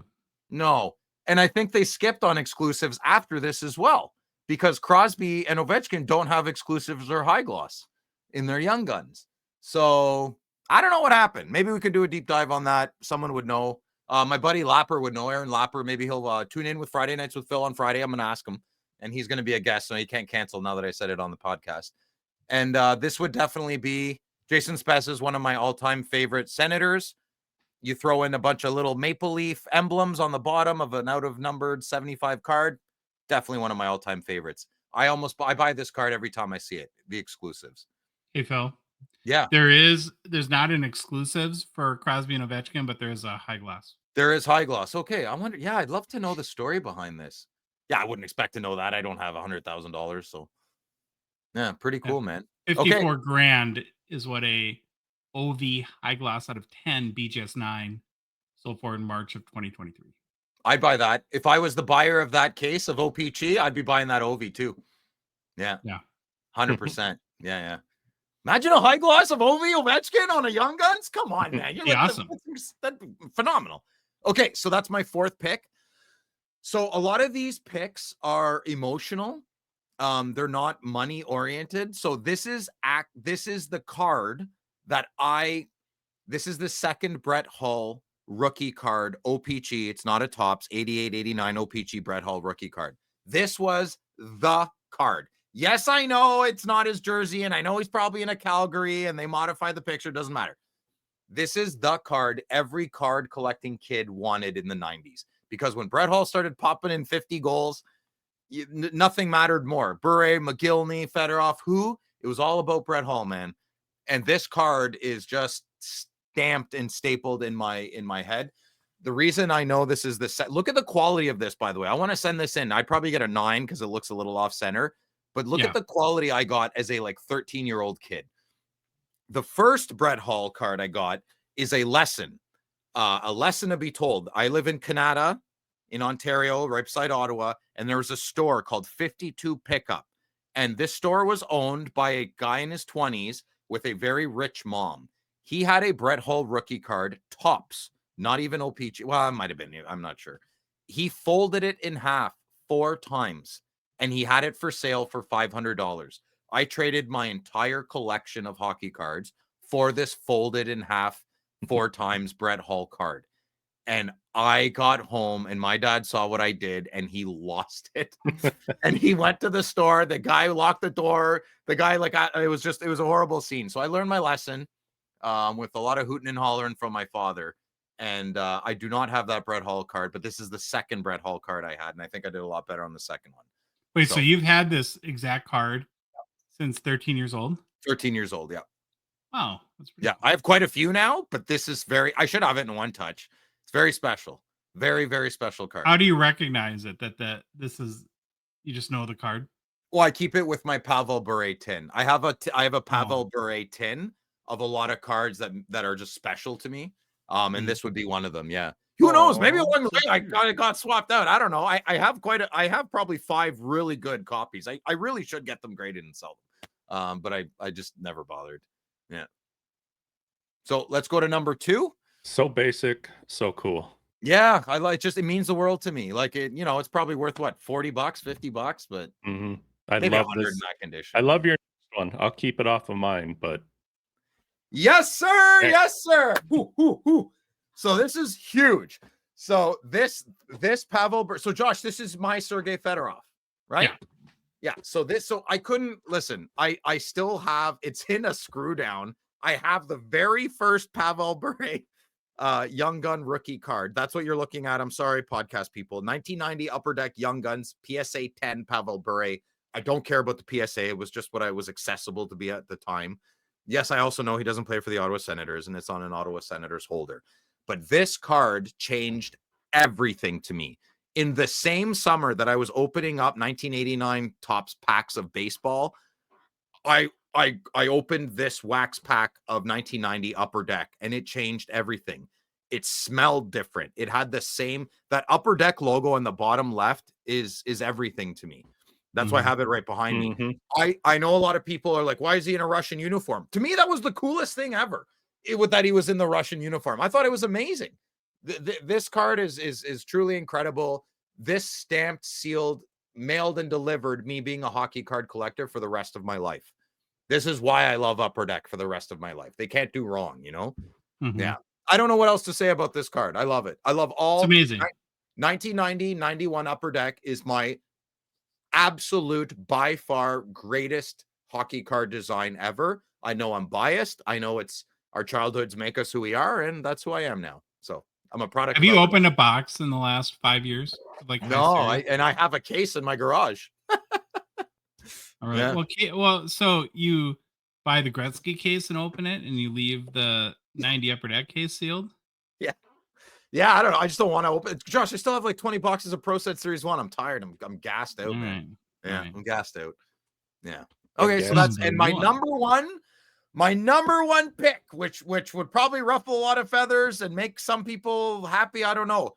But it is my favorite hockey card of all time. It is a 1998 O-Pee-Chee Chrome Blast from the Past Wayne Gretzky. It just sings to me. It doesn't speak to me. It sings to me. I love it. Everything about it. It pops. It refracts. The Wayne Gretzky 79-80 O-Pee-Chee or Topps is one of the most iconic hockey cards of all time, if not the most iconic. Why not jazz it up and refract it and make it beautiful? And they did that. And they didn't make a lot of them. I think they hit a home run with it. We'll never know how many there are. I will buy them forever and always when I see them. If they're under, I don't want to say. And it's my favorite hockey card. And I would love it not to be. I would love the Pavel Bure to be my favorite. I would love Brady Tkachuk 4-color Cup RPA or my Daniel Alfredson. They're just not. And I don't know why. This is my favorite hockey card of all time. And this is the refractor. This is the refractor. Okay. I have driven I drove 8 hours one way and 8 hours back to get my very first one. It was a KSA 10. KSA 10. And I popped it with my own hands in the car while I was driving. I couldn't wait. Yeah. How many do you have? 4. Okay. I have 4. Yeah. How many do you think there are? 50. Okay. 50 to 100. I wouldn't be surprised if there's 100. I'm going to start opening my boxes, I think. I want to open a box. Yeah. I know there won't be one in there.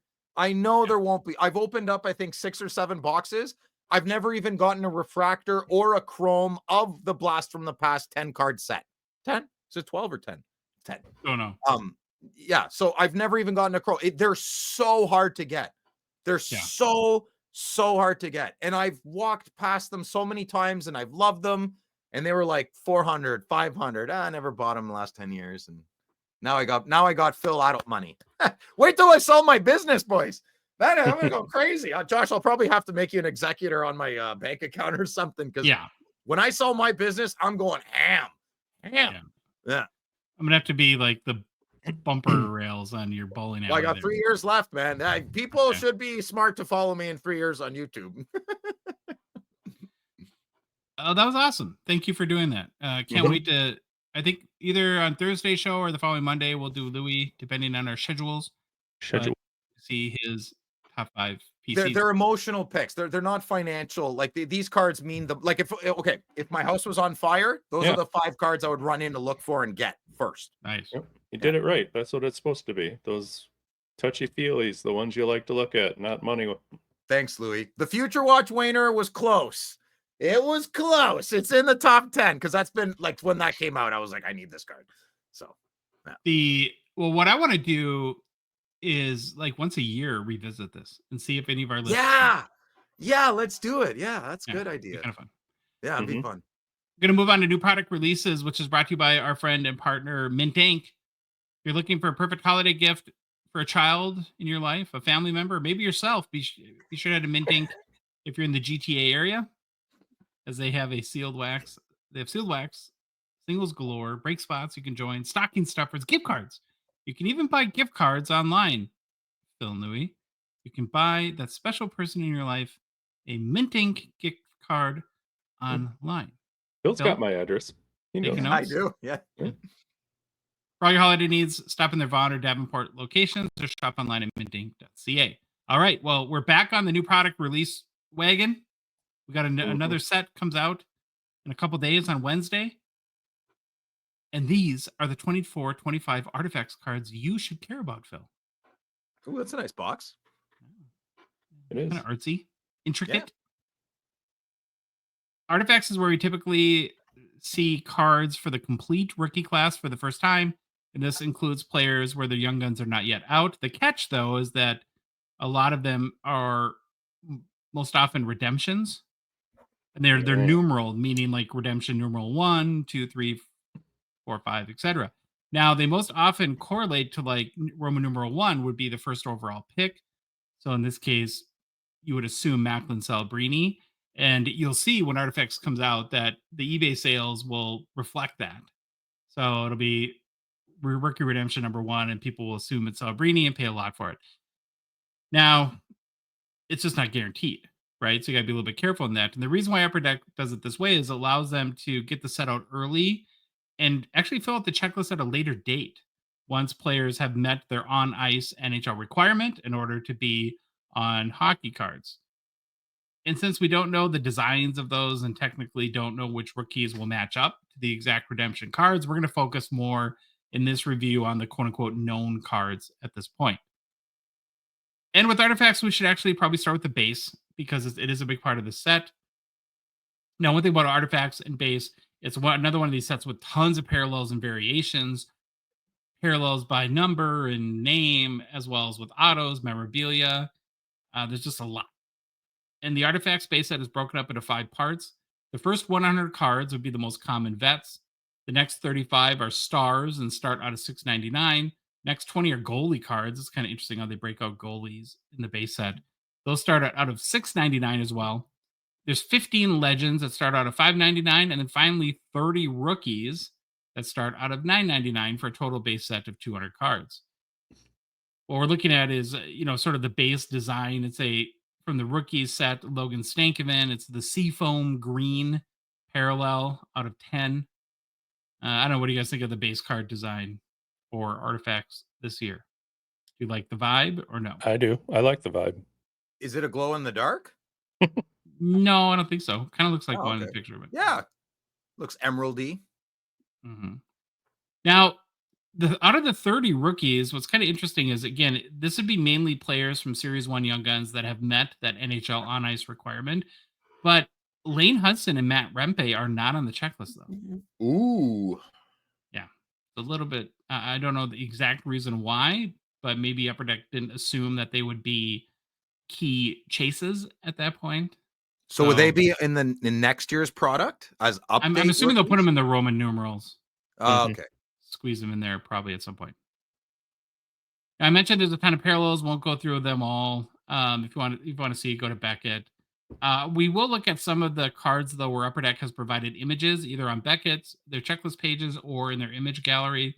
The first one we mentioned is the Stankoven Seafoam Green out of 10. Even the Mem and Auto cards have a million parallels too. So a couple from the Upper Deck gallery are the base Auto material purple cards that are out of 10. So there's an example of Kaprizov, and then there's another example of Cale Makar. Per what you'd expect with artifacts, there's sticker autos. So, and very small like memorabilia windows.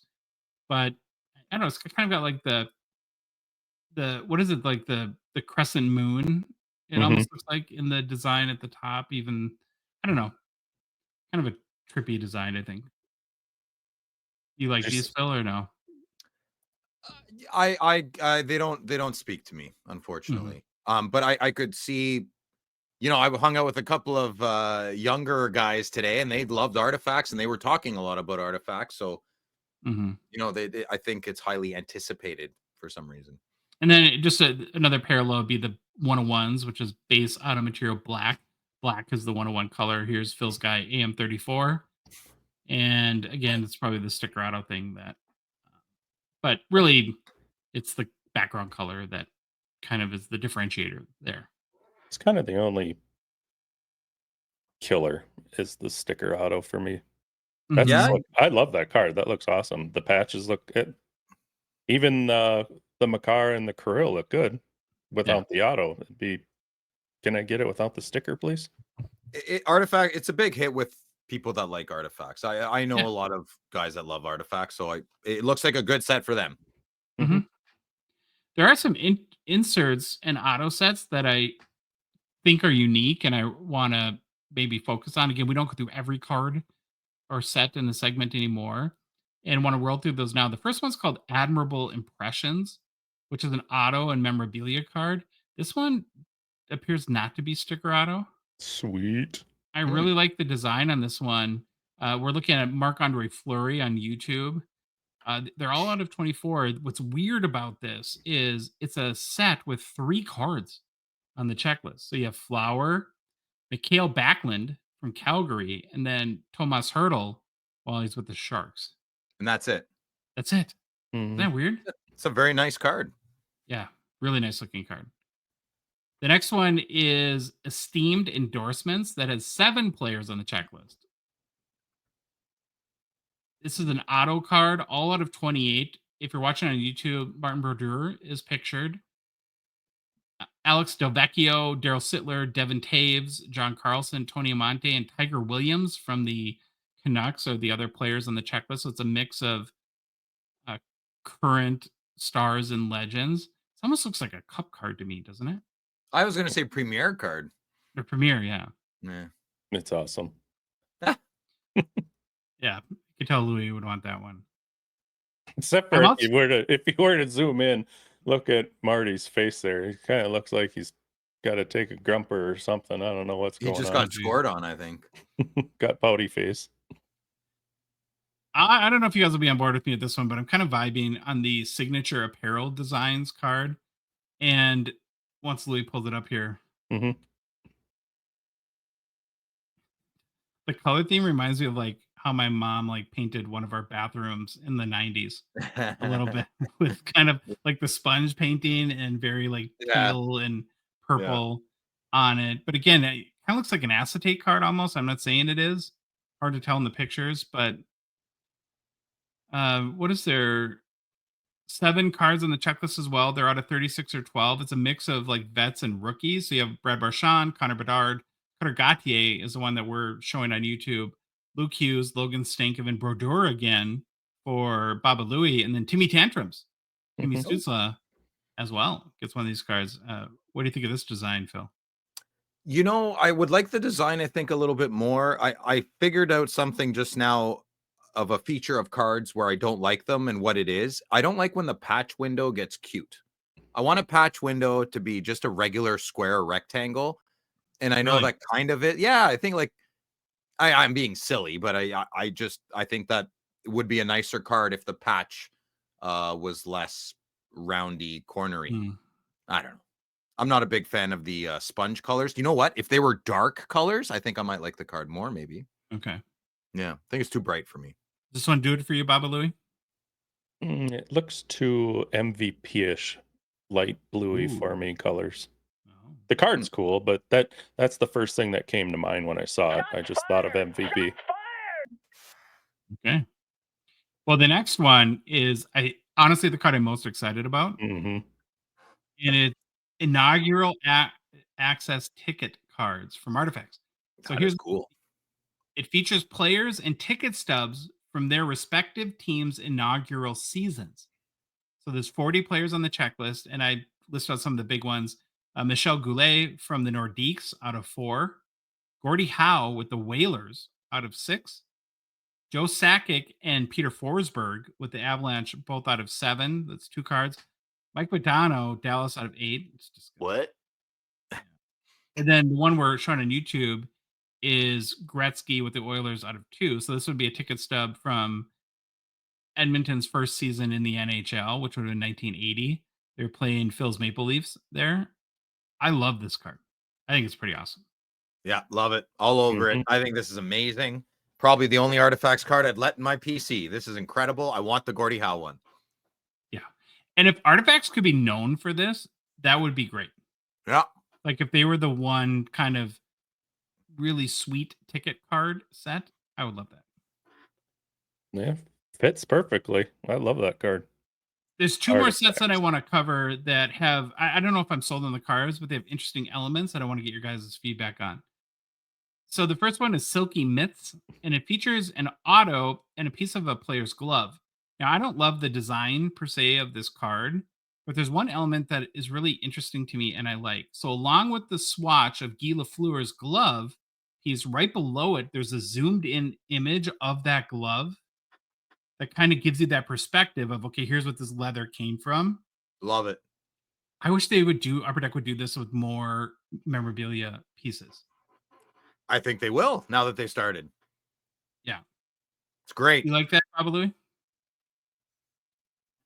50-50. Oh, wow. I don't know. Yeah. I like it more than Louis. Yeah, apparently. And then lastly, there's a set called Arena. Now, this is all Philadelphia Flyers, but it features players and memorabilia pieces from the Spectrum Arena that was the Flyers' home from 1967 through 1996. All cards of this set are out of 67, per the 1967. The example pictured from the Upper Deck gallery is Bobby Clark that includes a piece of a seat. And then there's another seat relic card featuring Dave Don't Schultz. smell it. Don't smell it, Phil. Yeah. That's not a seat I Gross. want to smell. I don't know. I think this is kind of neat, especially if you're a Flyers fan. Do our Arena mem cards do it for you, Phil? That looks like Jupiter. Eh? Yeah, What? A little bit. The What? SWAT, the game seat looks like Jupiter, the Eye of the Storm. Oh, Anyways, yeah. I love how they're trying different things. I don't like the seat one so much. I'm really a fan of the Silky Mitts, though. Okay. Yeah. I'd love them to get go after the old Met Center and get some of the black, green, gold, white seats. That'd be sweet. Hey, I have access to the old Forum. I know a guy selling 2 seats of the old Montreal Forum. I've always wanted to get that. Yeah, that's history right there, right? Mm-hmm. Yeah. All right. Yeah, there's a bunch of other cards too, a bunch of other like sticker autos and other inserts that you might be interested in. Again, it takes way too long. It's too confusing to go through every set in a checklist. So these are just the ones that stood out to me. I do want to briefly mention, although we're not going to show them, is There is the Aurum Bounty Program that is part of Artifacts as well. You can get information on there.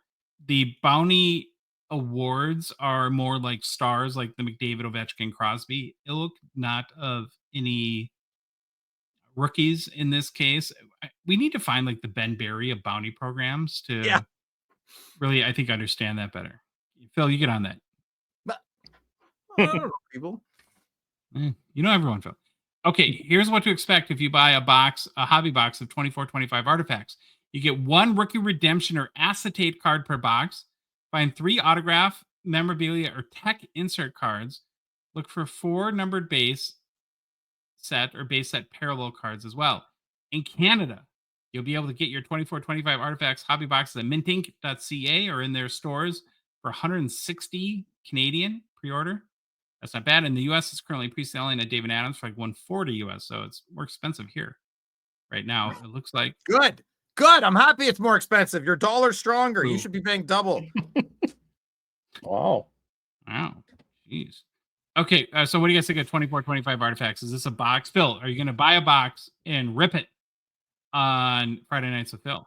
I'm going to buy a... So you want to know? I mean, I'll just say everything. I don't care. I'm trying to get Dan and Jimmy at Out of the Box cards to give me 2 boxes every time there's a new release, so I can open one on the channel and then give one away at the end, so people have to watch, right?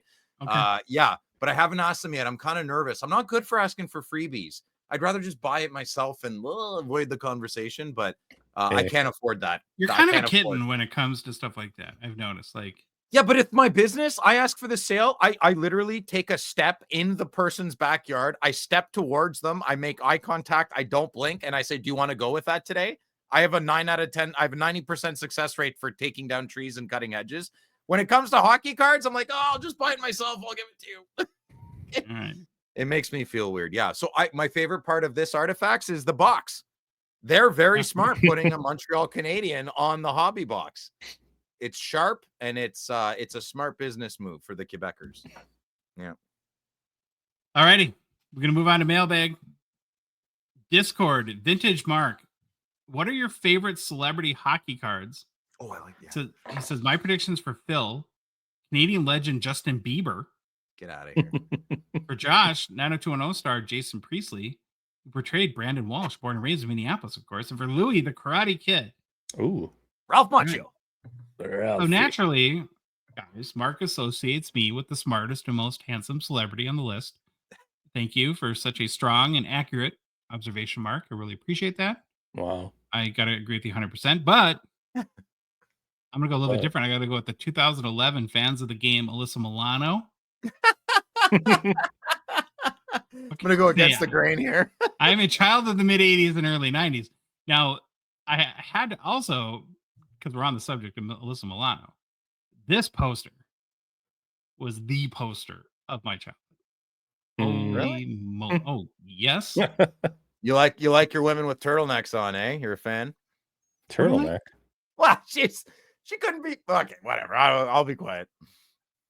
Well, Phil, I was like 12. What do you expect? Like she's pretty. She's nice hair. I don't know. Do you remember this poster, Louis? Yes, I do. Yeah. This is way past Who's the Boss. She was little kids had crushes on her when she was like, Who's the Boss? No, or something. Yeah, that is Who's the Boss in the poster. Oh, okay. All right. Oh, yeah. Fair enough. All right. All right, Louis, what's your favorite celebrity card? I didn't put anything down because you took it. Oh. You, me. Wait. We're gonna have to make. You both have a girl as your celebrity card. That's brutal. We're gonna make Alyssa choose. Okay. Yeah, she's not picking either of you boys. I ain't got time to start over. What's your celebrity card? Oh yeah, well, I'm talking a big game here, but my celebrity card is a 1992 Pacific Kelly Kapowski, also known as Tiffany Thiessen. And yeah, she's my crush, and I don't have to worry about it. And she's a smoke show. She was extremely kind to all the nerds, and I love her to death. Yeah, she is absolutely beautiful. Alyssa Milano is 100 times hotter than Tiffany. Than Kelly Kapowski? Yeah, you're wrong. No way. 100 times. This is the most ridiculous argument. Please chime in, all you people, and let Phil know They're Oh, both dude, amazing for the whatever. record. Dude, you are but blind. You are blind as a bat. you're crazy. I might be. Anyways, I don't know. It's How not many even. times has It's she not even a threatened- contest. It's How not. many times has she threatened to get off Twitter? That's it. I'm leaving. I'm talking about 1980s. Yeah, I know. Awesome I know. line. I know. Maybe my decision is biased from now. I don't know. Let's go next question. Discord. T. Olson. Can a Canadian be deported for not liking the Tragically Hip? Phil. Yes, I've done it. We used to call it the Great Underground Railroad Turd Removal Program. So Really? when it would become known, folks would boo the hip.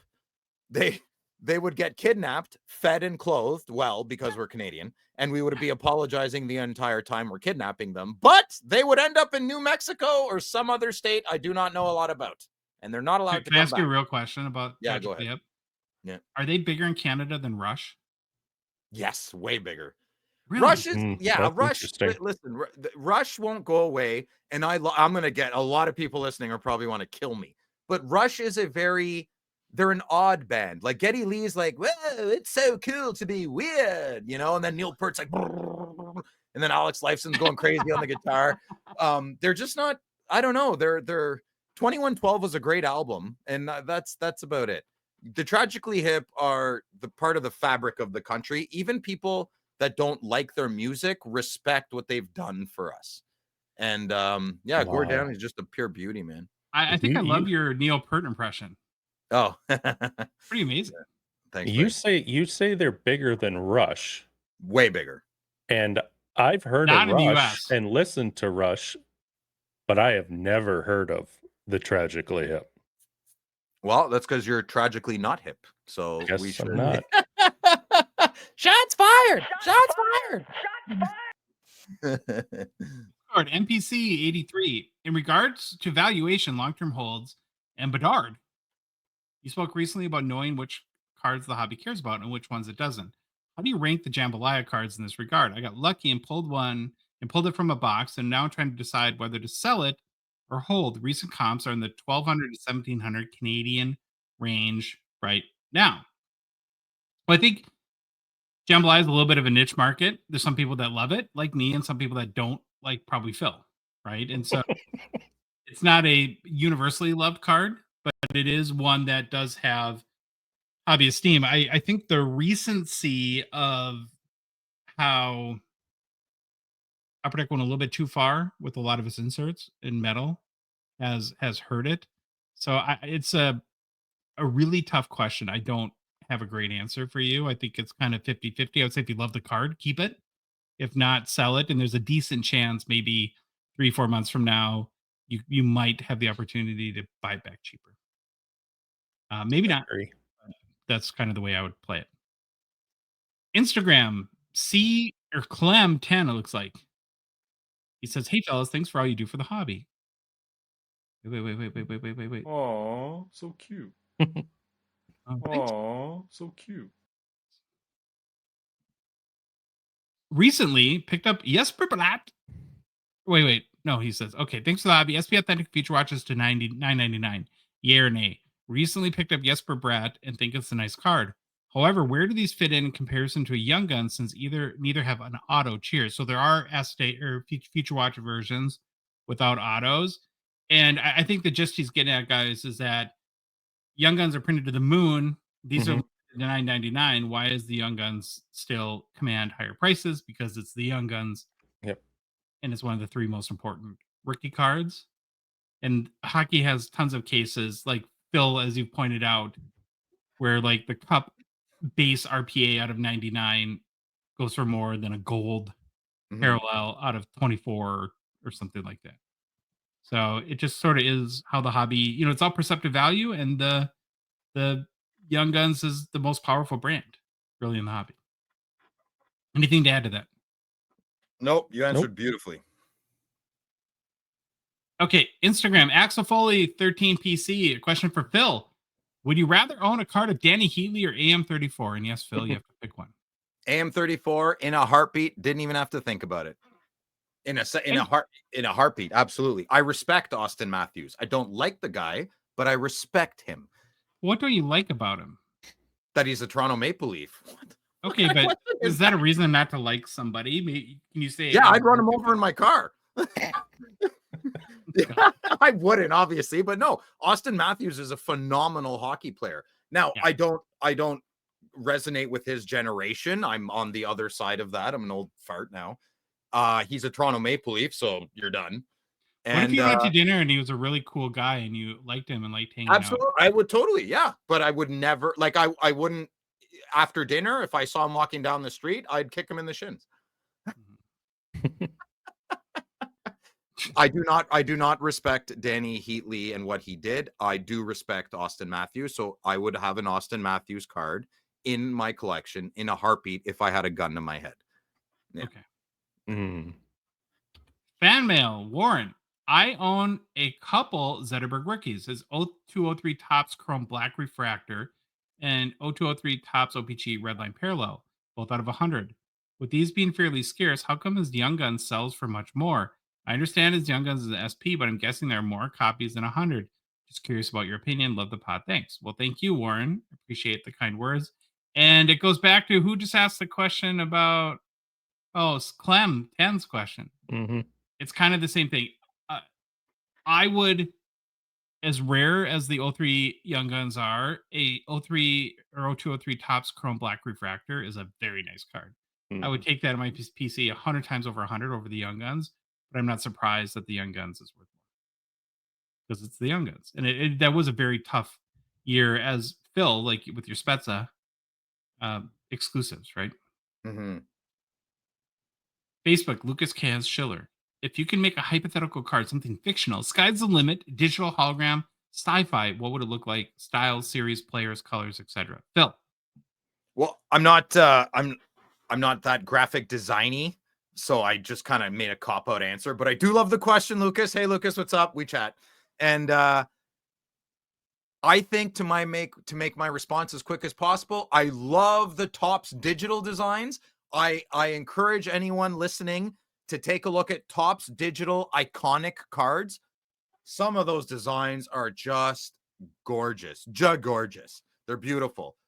And yeah, that's my answer, Lucas. Obviously, this will never happen, but if Upper Deck could, like, what is it? Imitation is the greatest flattery. If they could take the Topps digital cards are just very unique. Even a lot of the stickers, the Topps stickers are pretty cool. Mm-hmm. Yeah.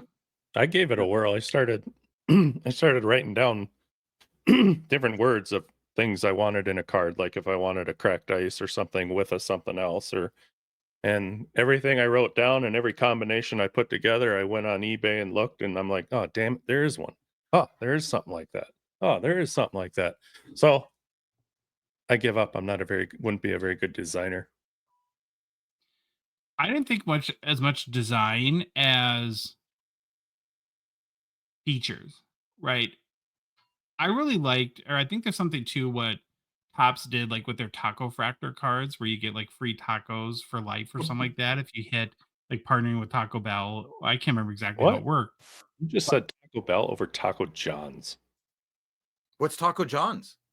It's another That's taco. It's a local chain, regional chain in the Midwest. But I would think that I would love to see Upper Deck do something like that. Like, let's say, have a like Brady Kachuk card with when he goes to the Rangers, where if it's like out of 4 and you get like 10 Rangers games per life or something like that. Yeah, that'd be cool. Yeah. Yeah. Do you guys have 5 guys in the States? Mm-hmm. Yeah, it's good. Okay. Facebook, Dennis Dag. Why is this card not cut? What do you think its value is? There's a lot of uncut sheets, and it looks like a mix of, I can't remember what set that is, Dennis. And so he's showing a picture of, it has 4 Canadians legends on. It looks like O-Pee-Chee from a part of an uncut sheet. They're all autoed. It also has some sort of certification on there.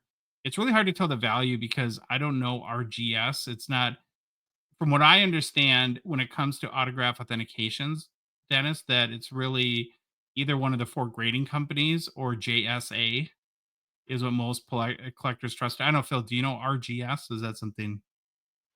No, RGS. Nope, don't know. So I would, to to get value out of this, because it does have like what Henri Richard, Jean Beliveau, Yvon Cornier, and who's the goalie on there? I'm having a hard time.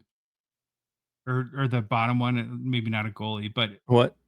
Maurice Richard, Yvon It's- Cornway, Jean Beliveau, and Henri. Yeah.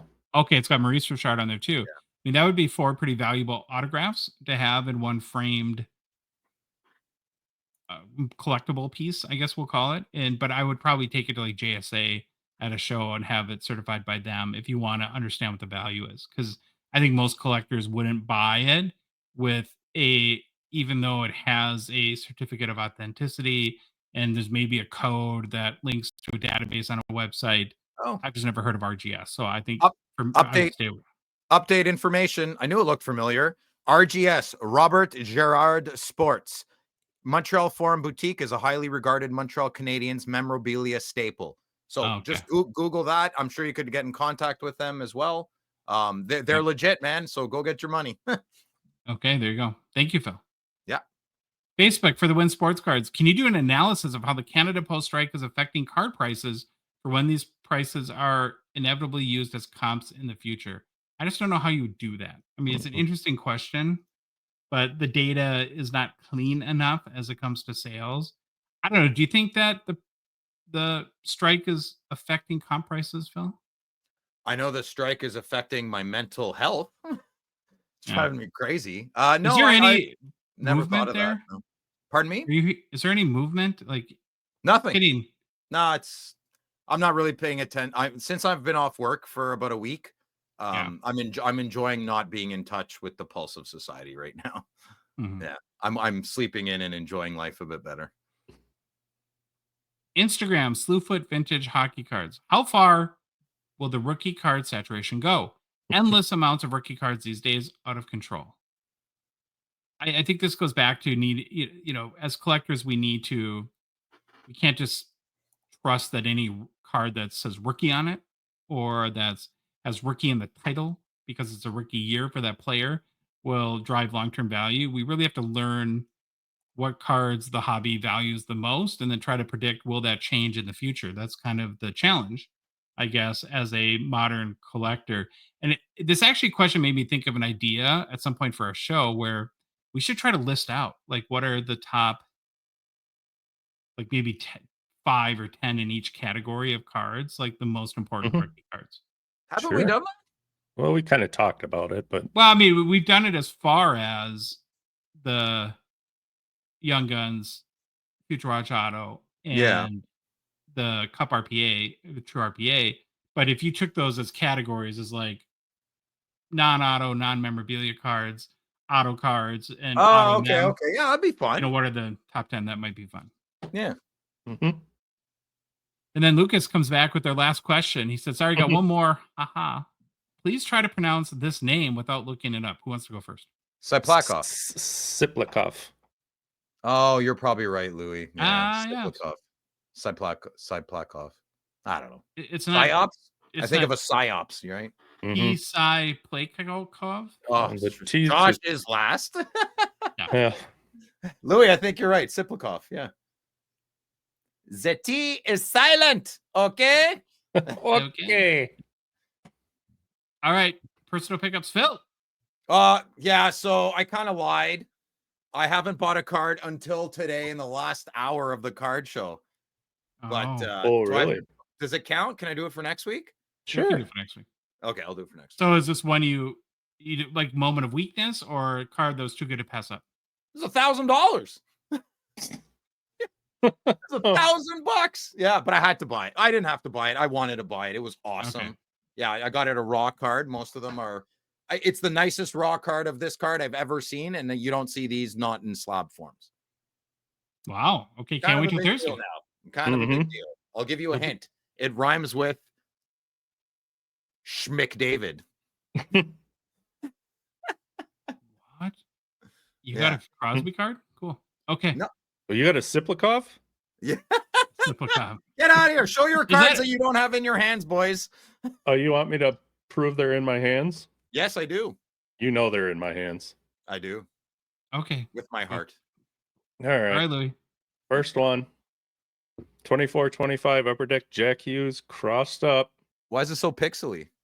I don't know. Stitched. Yeah, I know, you silly goose. Was given to me. You know who you are. Thank you.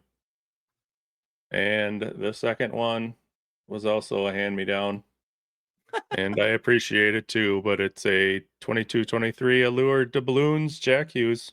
So Nice hand-me-down. you're getting these cards for free? Cards that cost me $100 you're getting for free? Noted. I did. Great. It's wonderful. What do I need to do to fix this up? I can't lie. Mm-hmm.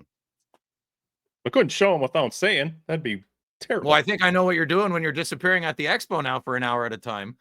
Well, it's paying off. No dignity left, though. All right. I had 4 cards. First one I picked up is a 2014 Fleer Ultra Pavel Datsyuk Jambalaya, which Phil doesn't get. EX 2014 Raw. It's a nice card. I like it. Yeah. Okay. Then I picked up 2 2021 Fleer Ultra Kaprizov gold medallions. Those are both out of 200, so you can just cycle through them. Oh, they're so nice, eh, Josh? Guys, Mhm. listening, I'm telling you, Fleer Ultra medallions are the cat's butt. You got to go for Love it. them. And then another Fleer Ultra Kaprizov, but the ruby red medallion out of 50 parallel. Pick this one up. These look very cool in hand. I showed Louis my Jack Hughes, Oh, which is great on the black kind of retro-y New Yeah. Jersey Devils jersey background. So I can't wait to get this one. What'd that set you back there, Joshy Poo? $40 maybe? Oh, that's $40 for that ruby red. Yeah. That's insane. Yeah, people aren't paying attention, man. People No. are not paying I'm attention. trying to buy as many as I can.